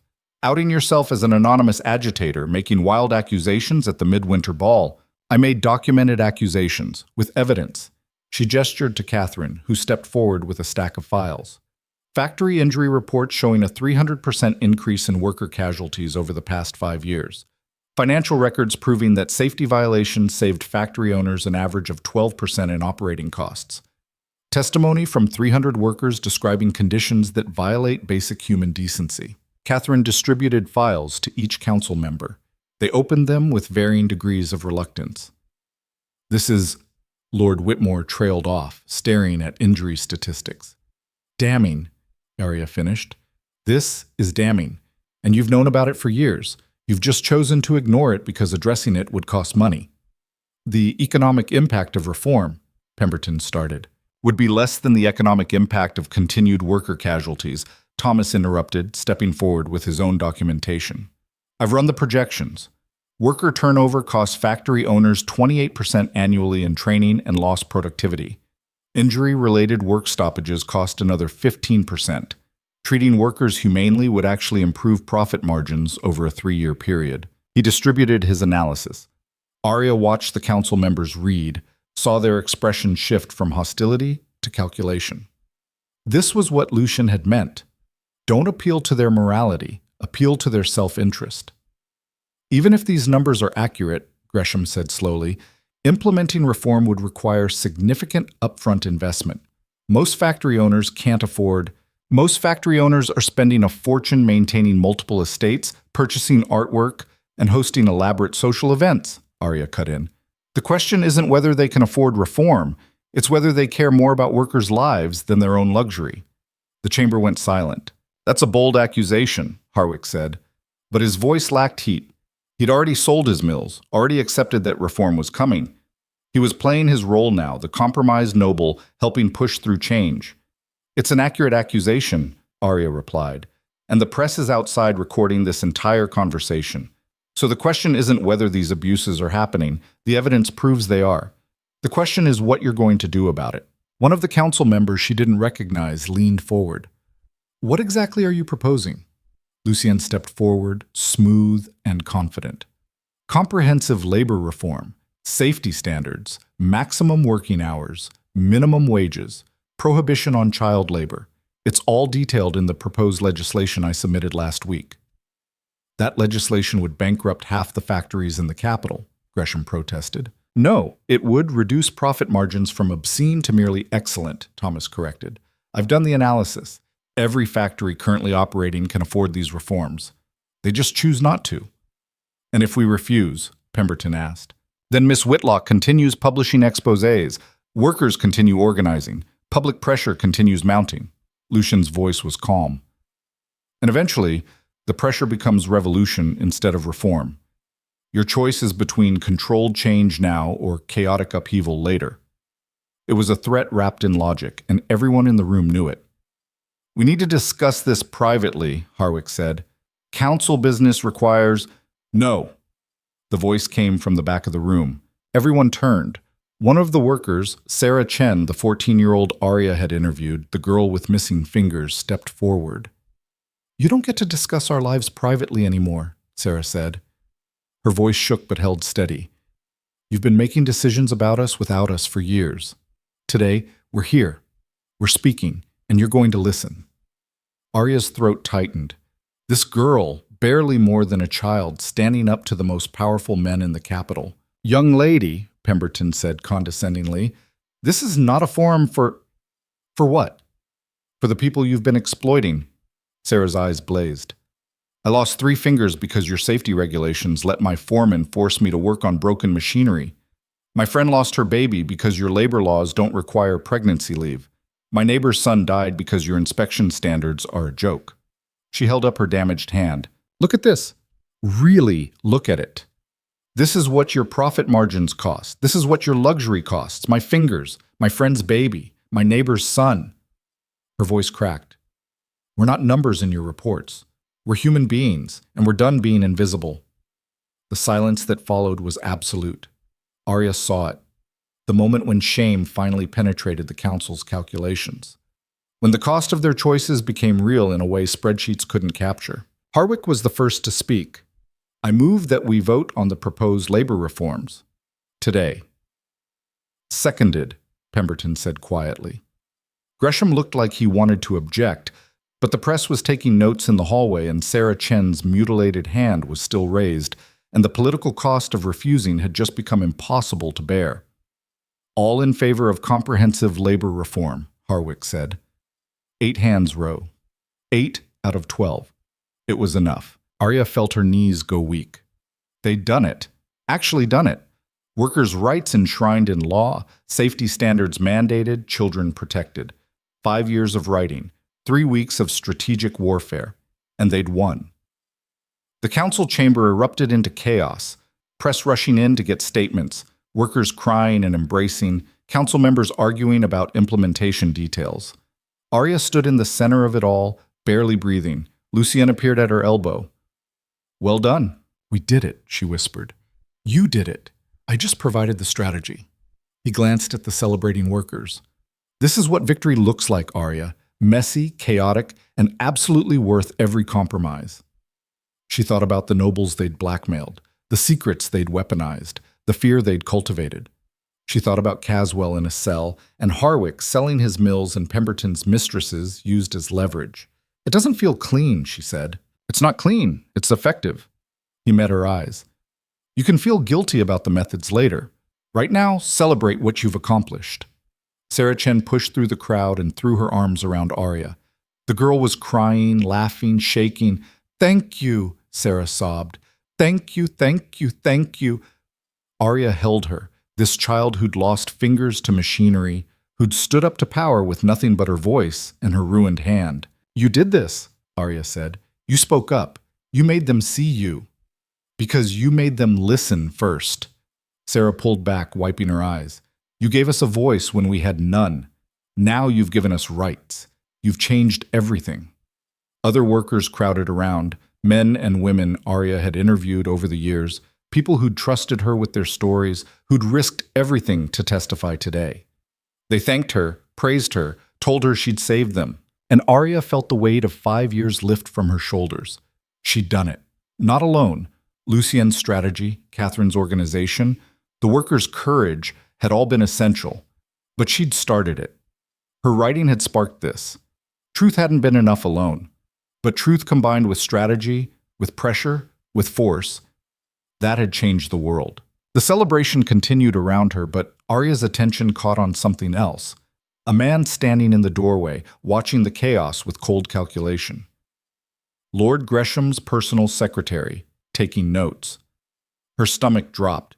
The vote had passed, but not unanimously. 4 council members had opposed reform, and those 4 would be looking for revenge. Lucien followed her gaze. "I see him. This isn't over, is it?" "No, the battle's won. The war continues." He guided her toward the exit. "But tonight, we celebrate. Tomorrow, we prepare for counterattack."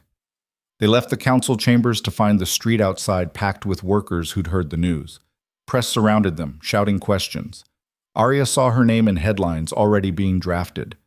Voice of the voiceless revealed. Worker rights champion emerges. She was visible now. Completely, terrifyingly visible. No more hiding, no more anonymity. For better or worse, she'd become a symbol. A carriage pushed through the crowd. Not Lucien's. Lord Harwick emerged, looking older and somehow lighter than he had at the club. "Miss Whitlock," he said. "A word?" Lucien tensed, but Aria stepped forward. "Lord Harwick." The older man looked at her for a long moment. "I voted for those reforms because you and the Duke gave me no choice.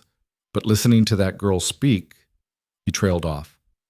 "I spent 30 years not seeing what my profits cost. Thank you for making me see." It wasn't an apology, it was barely an acknowledgement, but coming from a man who'd spent decades exploiting workers, it was something. "The workers you employed deserved better," Aria said simply. "Make sure whoever runs your mills now gives it to them." Harwick nodded and returned to his carriage. "That was almost gracious," Lucien observed. "That was survival instinct. He's protecting his reputation." But Aria felt something shift anyway. Still counts as progress. They made it back to Lucien's estate as the sun reached its peak. The study that had been covered with documentation now held celebration instead. Catherine, Thomas, and Peter drinking wine and laughing with an abandon Aria hadn't seen from them before. "To Miss Whitlock," Catherine declared, raising her glass, "who turned 5 years of scattered writing into a revolution." "To Lucien," Aria countered, "who taught me how to fight dirty." "To all of us," Peter said, "for proving that truth plus strategy beats power plus corruption." They drank. Aria felt the wine warm her chest, felt exhaustion and triumph mixing into something that might have been hope. "What happens now?" Thomas asked. "The reforms passed, but implementation takes time," Lucien finished. "Months to write specific regulations.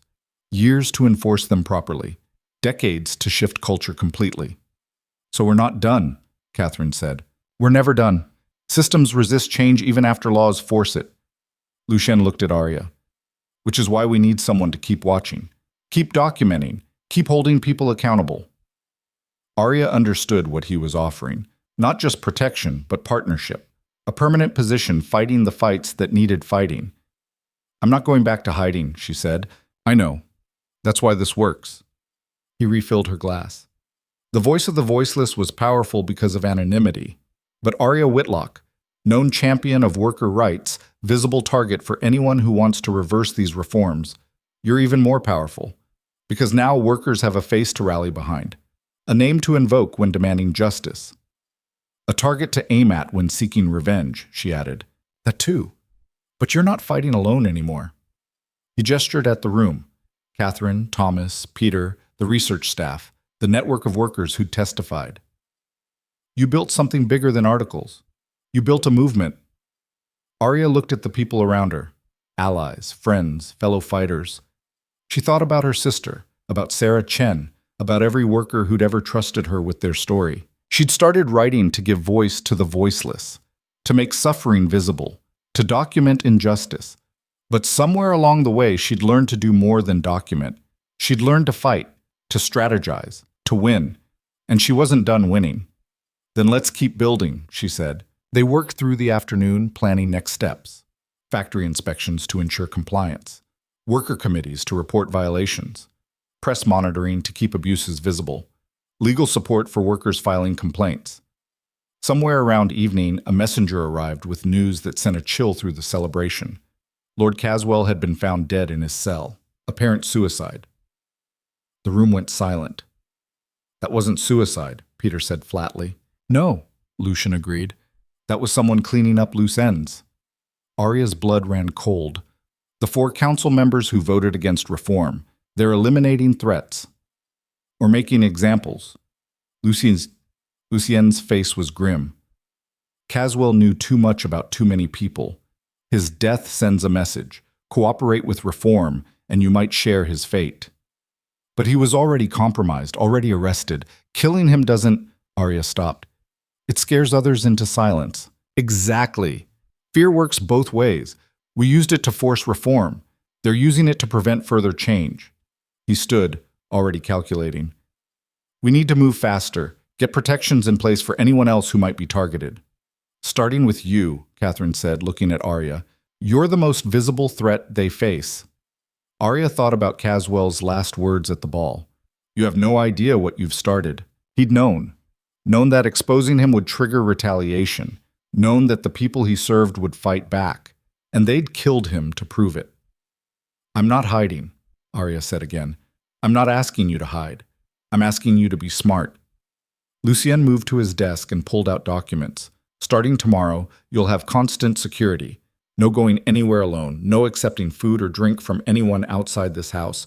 No living like a normal human being, Aria finished. No living like a target waiting to be eliminated. His voice was hard. They killed Caswell to send a message. Don't give them a chance to make you the next one. She wanted to argue, wanted to claim she wasn't afraid, that she wouldn't let threats control her life. But Caswell was dead, and the people who'd killed him were still free, still powerful, still threatened by everything she represented. Fine, she said, security, precautions, but I'm not stopping the work. I wouldn't expect you to. Lucian's expression softened slightly. You're too stubborn to stop now. I learned from the best. The messenger who'd brought news of Caswell's death cleared his throat. There's more, Your Grace. The king has requested Miss Whitlock's presence tomorrow morning. Private audience. Everyone tensed. The king, Aria repeated. Why? Probably to assess whether you're a threat or an asset, Lucien said, or to determine if supporting you is politically advantageous. What do I tell him? The truth, that you're not interested in revolution, just reform, that you want to work within the system, not destroy it. He met her eyes. Can you do that convincingly? Aria thought about the past 3 weeks, about learning to manipulate, to leverage, to fight dirty, about becoming someone who could stand in front of the king and lie if necessary. Yes, she said, I can do that. Because she'd learned something important during her time with Lucien. Truth was powerful, but strategy was essential. And sometimes survival required performing the role people needed to see. Tomorrow she'd meet the king. She'd convince him she was controllable, reasonable, manageable, and then she'd continue the work of dismantling the system he represented. One factory at a time, one law at a time, one victory at a time. The voice of the voiceless had been powerful in the shadows, but Aria Whitlock, standing in the light, refusing to be silenced or killed or frightened into submission, she was going to change everything. The palace felt different in morning light, less threatening somehow, but no less imposing. Aria walked through corridors she'd fled down weeks ago. Her footsteps steady this time, 2 guards flanking her at Lucien's insistence. She wore the same green dress from the ball. Deliberate choice. The king needed to see the woman who'd challenged his nobility, not a softened version trying to seem harmless. The throne room doors opened, and Aria's breath caught despite herself. The king sat alone. No advisors, no courtiers, just one man wearing a crown and the weight of a nation. He was older than she'd realized, maybe 60, with gray threading through his beard and lines around his eyes that suggested he'd seen more than he'd wanted to. "Miss Whitlock," he said. His voice was surprisingly gentle. "Leave us." The last part was directed at the guards. They hesitated, glancing at Aria, but obeyed. The doors closed. Aria stood in the vast empty space, suddenly aware of how small she was in this room, built to intimidate. "You may approach," the king said. She walked forward, stopped at what felt like a respectful distance. "Your Majesty." "Do you know why I wanted to see you?" Aria met his eyes. "To determine if I'm a threat you need to eliminate." A slight smile crossed his face. "Direct. I appreciate that." He stood, descending from the throne to stand on her level. "The Trade Council passed labor reforms yesterday. Reforms I've been trying to implement for 3 years." That surprised her. "You supported them?" "Of course I supported them. I'm not a monster, Miss Whitlock, just a man trying to govern a country where the people with power are heavily invested in keeping things exactly as they are." He gestured to a pair of chairs by the window. "Sit, please. I'm tired of standing on ceremony." Aria sat, feeling off balance. This wasn't what she'd expected. The king was supposed to be distant, cold, protected by layers of protocol. Not this. Human.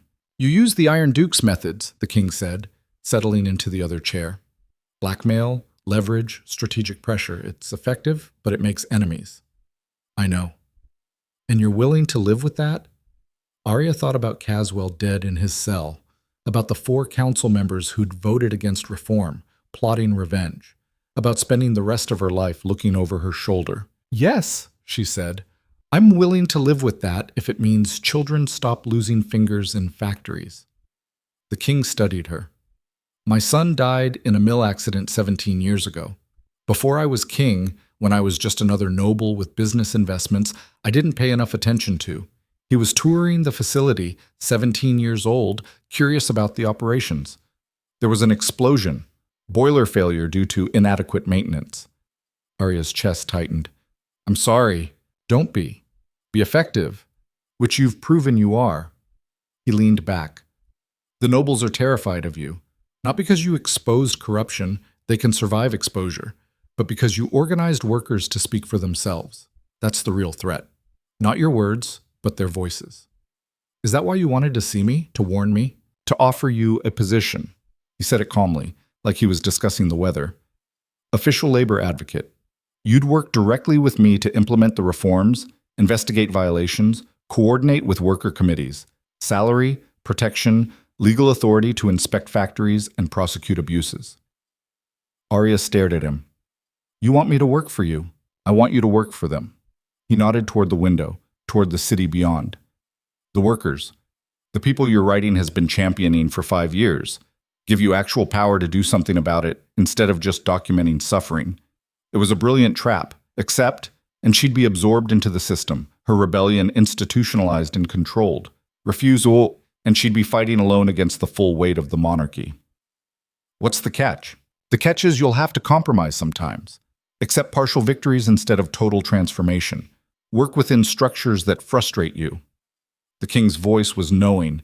"The catch is you'll become part of the system you've been fighting, and you'll have to decide if that's worth the power to actually change things." Aria thought about Lucian's lessons, about effectiveness versus purity, about winning dirty versus losing clean. "I need guarantees," she said. "Legal protections for workers who report violations, mandatory inspections with real consequences for failures, Actual enforcement, not just symbolic gestures. Done. Already drafted the orders this morning. He pulled out documents. I was hoping you'd say yes. She read them carefully. They were comprehensive, more than she'd dared hope for. Worker protections, inspection protocols, enforcement mechanisms, everything she'd been demanding, codified into law. This is good, she said slowly. But laws are only as strong as the people implementing them, which is why I need someone who won't be bought or intimidated. Someone who cares more about justice than comfort. He met her eyes. You've proven you're willing to risk everything for this. I'm offering you a chance to do it with resources instead of just courage. Aria thought about working alone for 5 years, about how much more she could accomplish with official authority, legal backing, actual power.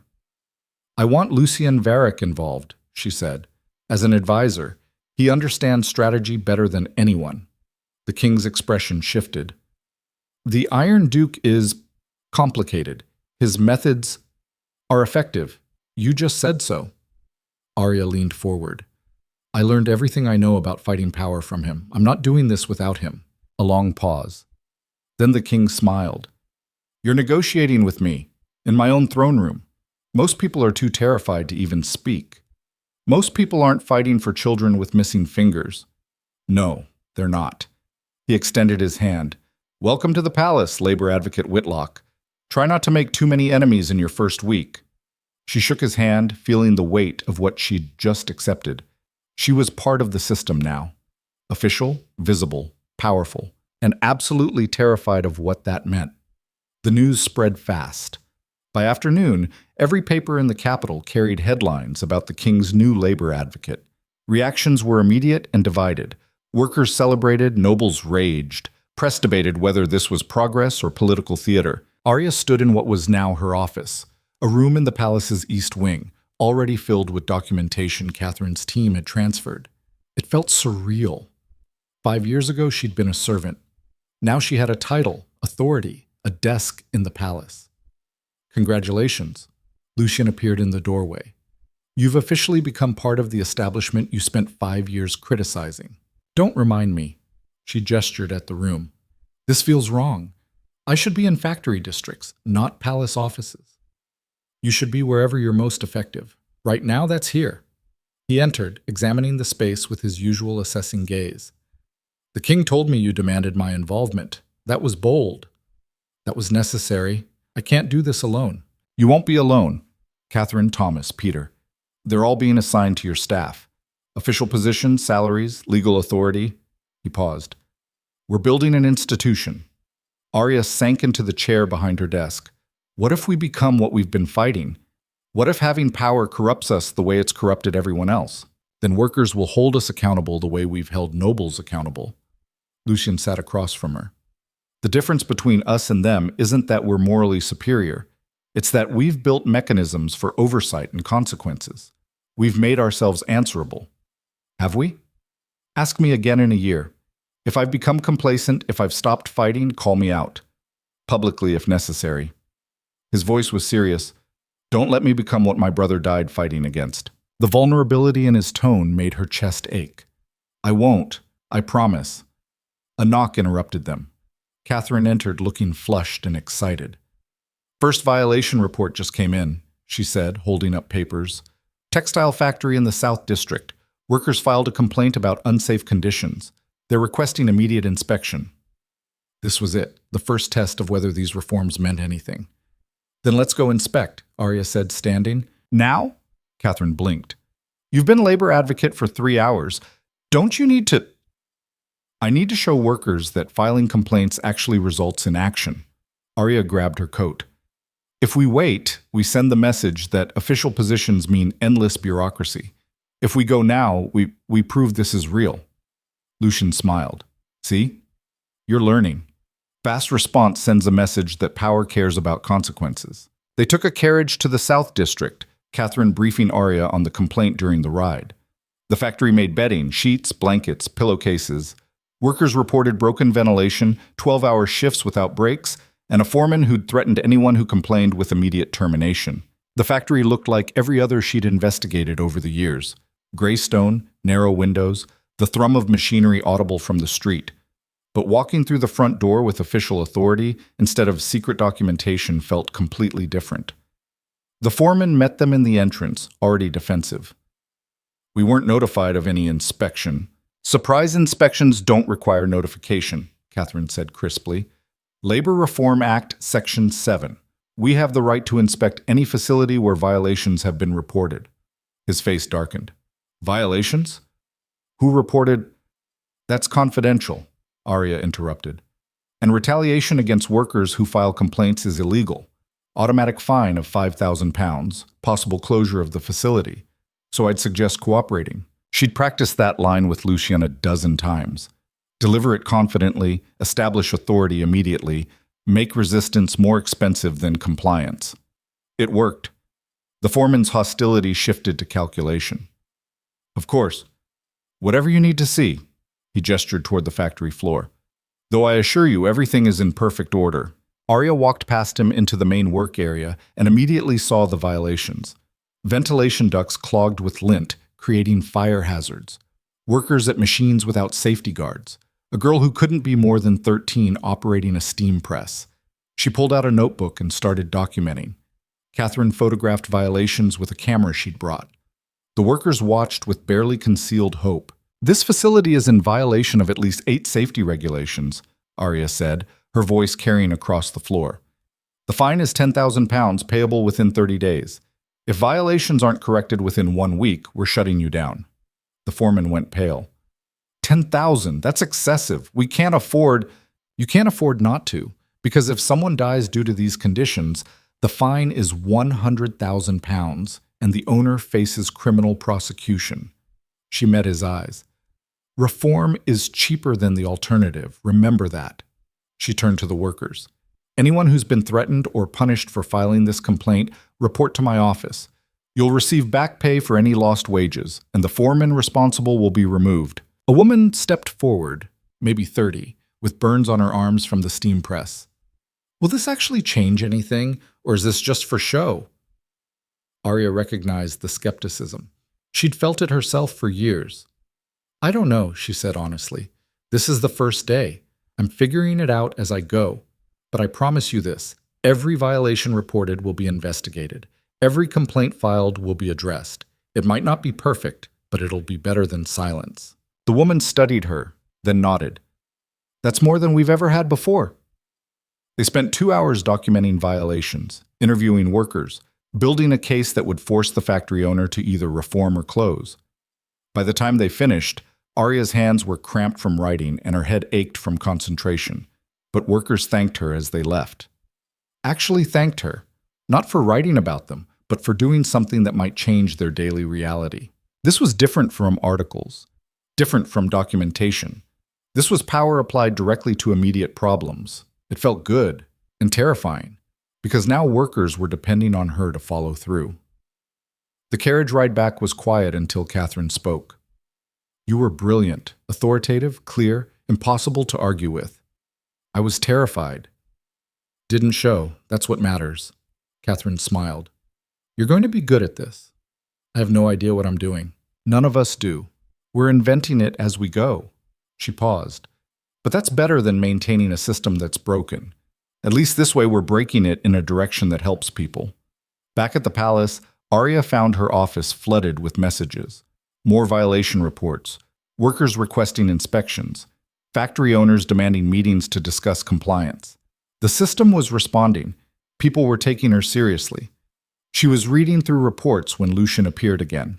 The 4 council members who voted against reform, he said without preamble. They're organizing, calling it the Economic Stability Coalition, claiming labor reforms will destroy the economy. Aria's stomach dropped. How do we counter that? By proving them wrong. We find factories that implement reforms successfully. Document improved productivity, reduce turnover, better profit margins. Show that treating workers well is economically sound. He handed her a list. These 12 factory owners are already complying voluntarily. Start there. Build case studies. You think that'll be enough? I think it's a start. The battle's not over just because we won 1 vote. His expression was serious. They're going to fight back. Probably hard. We need to be ready.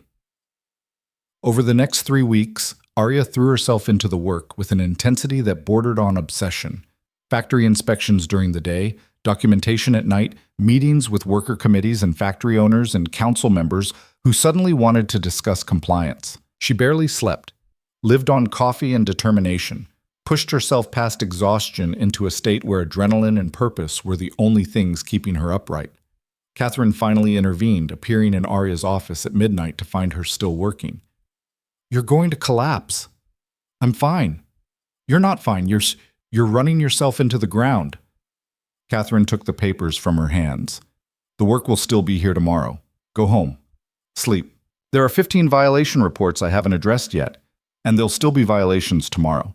You can't save everyone in one night." Catherine's voice softened.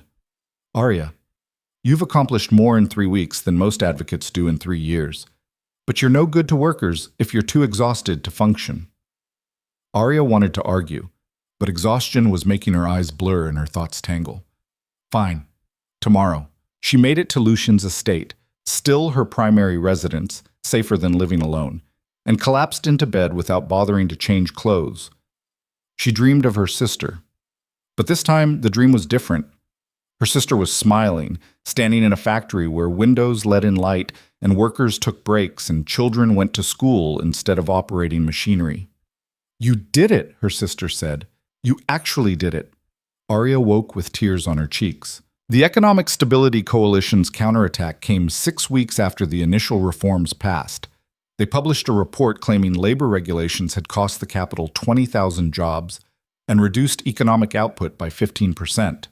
They presented it to the king with demands that reforms be suspended pending further study. The report was professionally done, backed by statistics that looked credible, signed by respected economists. It was also completely fabricated.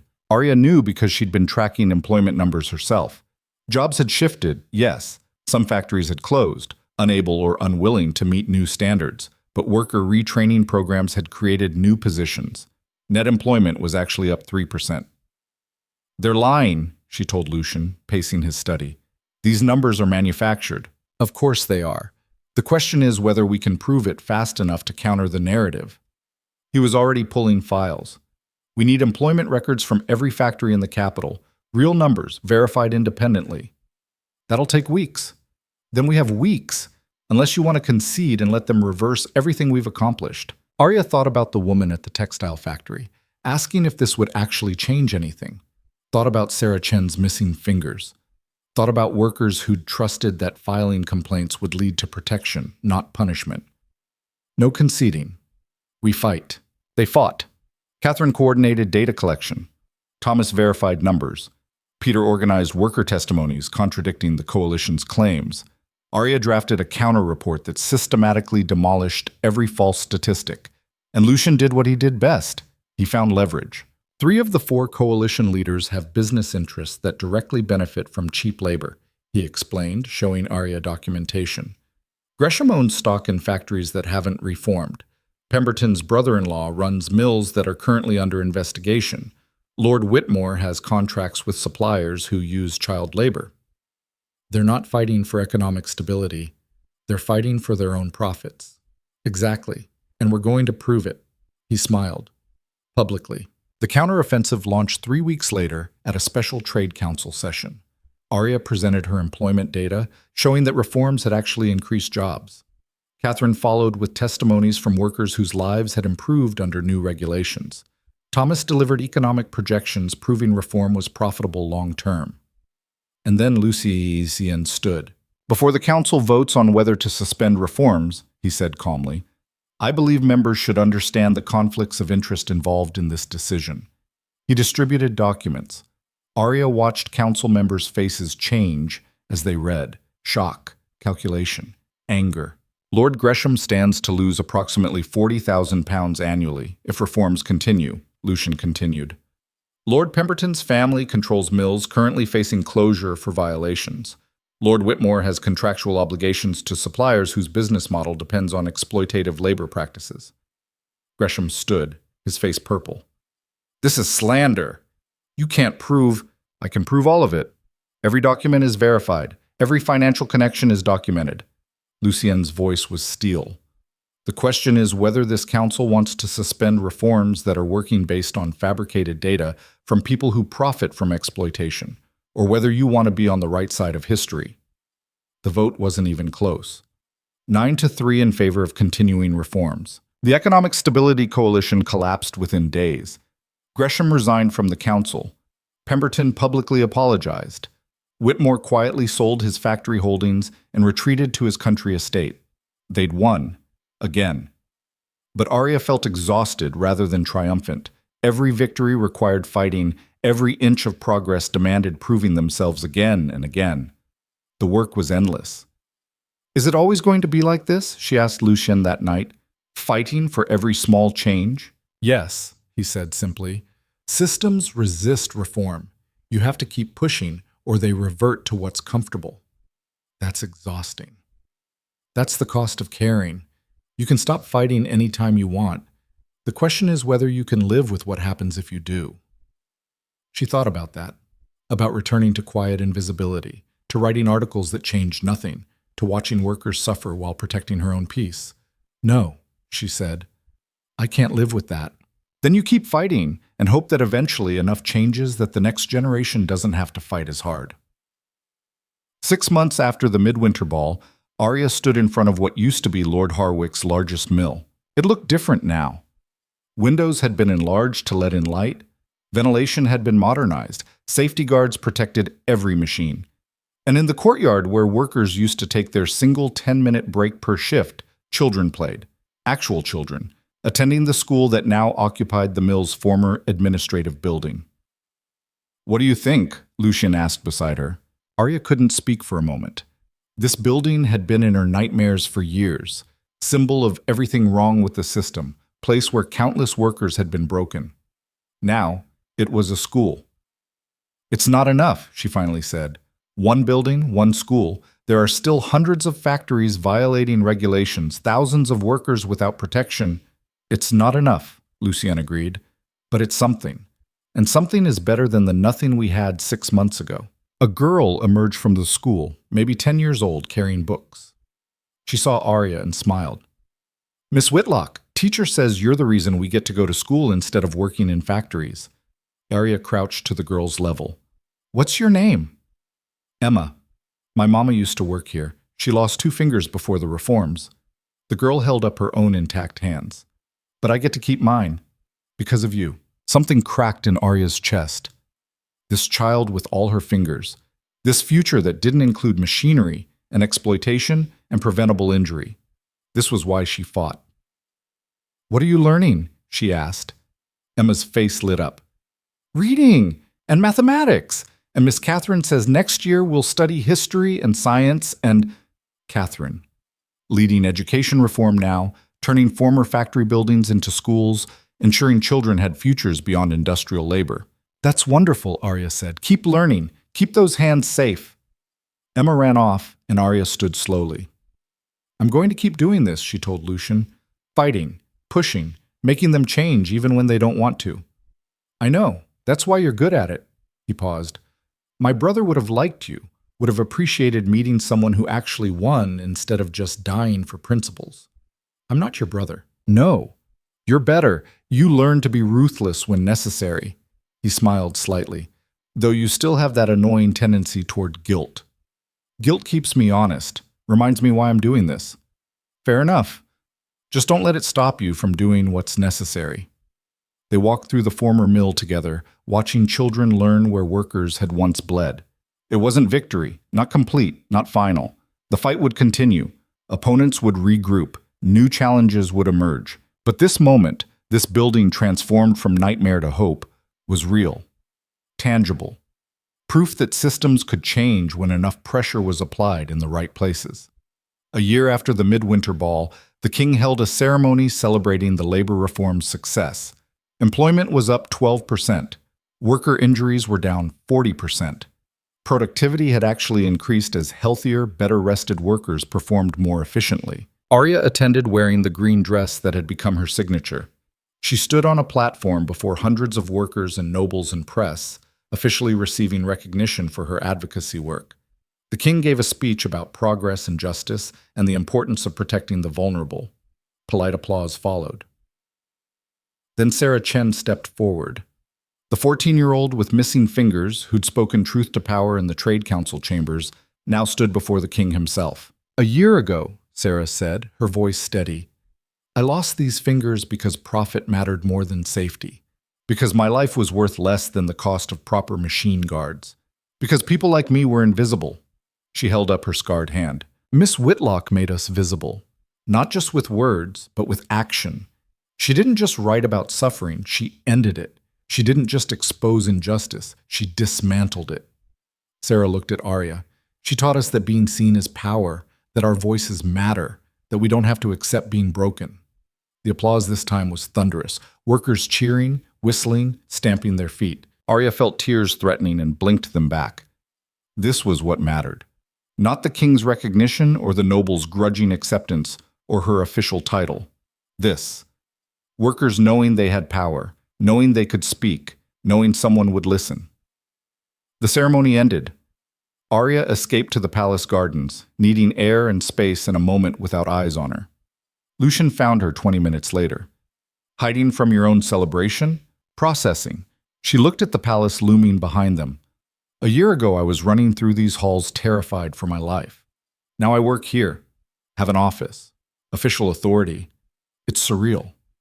You've changed the world in a year. That tends to be disorienting." He sat beside her on the garden bench. "The question is, what now? Now we keep pushing. Factory safety is better, but housing conditions are still terrible. Child labor is restricted, but not eliminated. Wages are higher, but still barely livable." She looked at him. "There's so much left to do." "There always will be. Reform is endless. You fix one problem, another emerges." He paused. "But you've proven it's possible. That's what matters. You've shown workers they can demand better and actually get it." "We've shown them," she corrected. "I couldn't have done this alone." "No, but you started it.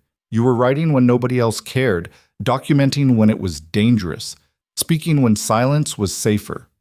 His voice was quiet. "You gave voice to the voiceless.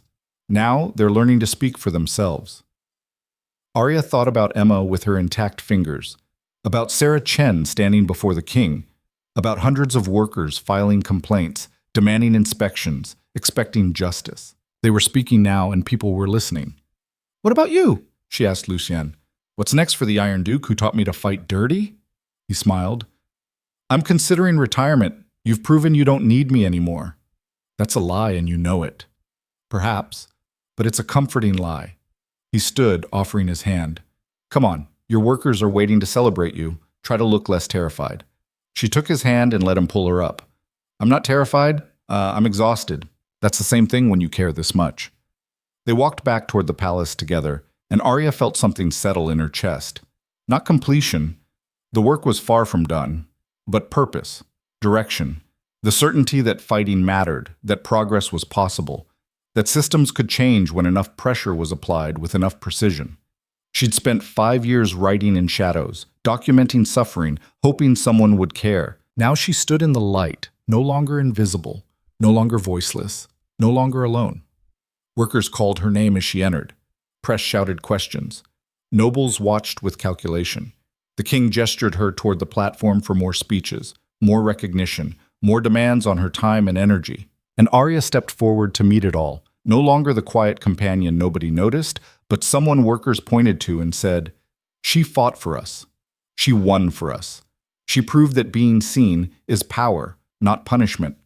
The future stretched ahead, full of battles yet to fight, and victories yet to win, and moments when she'd wonder if she was doing enough, changing enough, helping enough. But tonight, she'd celebrate how far they'd come. Tomorrow, she'd start planning how much further they could go. Because Aria Whitlock, the voice of the voiceless, the labor advocate, the woman who'd turned documentation into revolution, was just getting started. And the world was finally listening.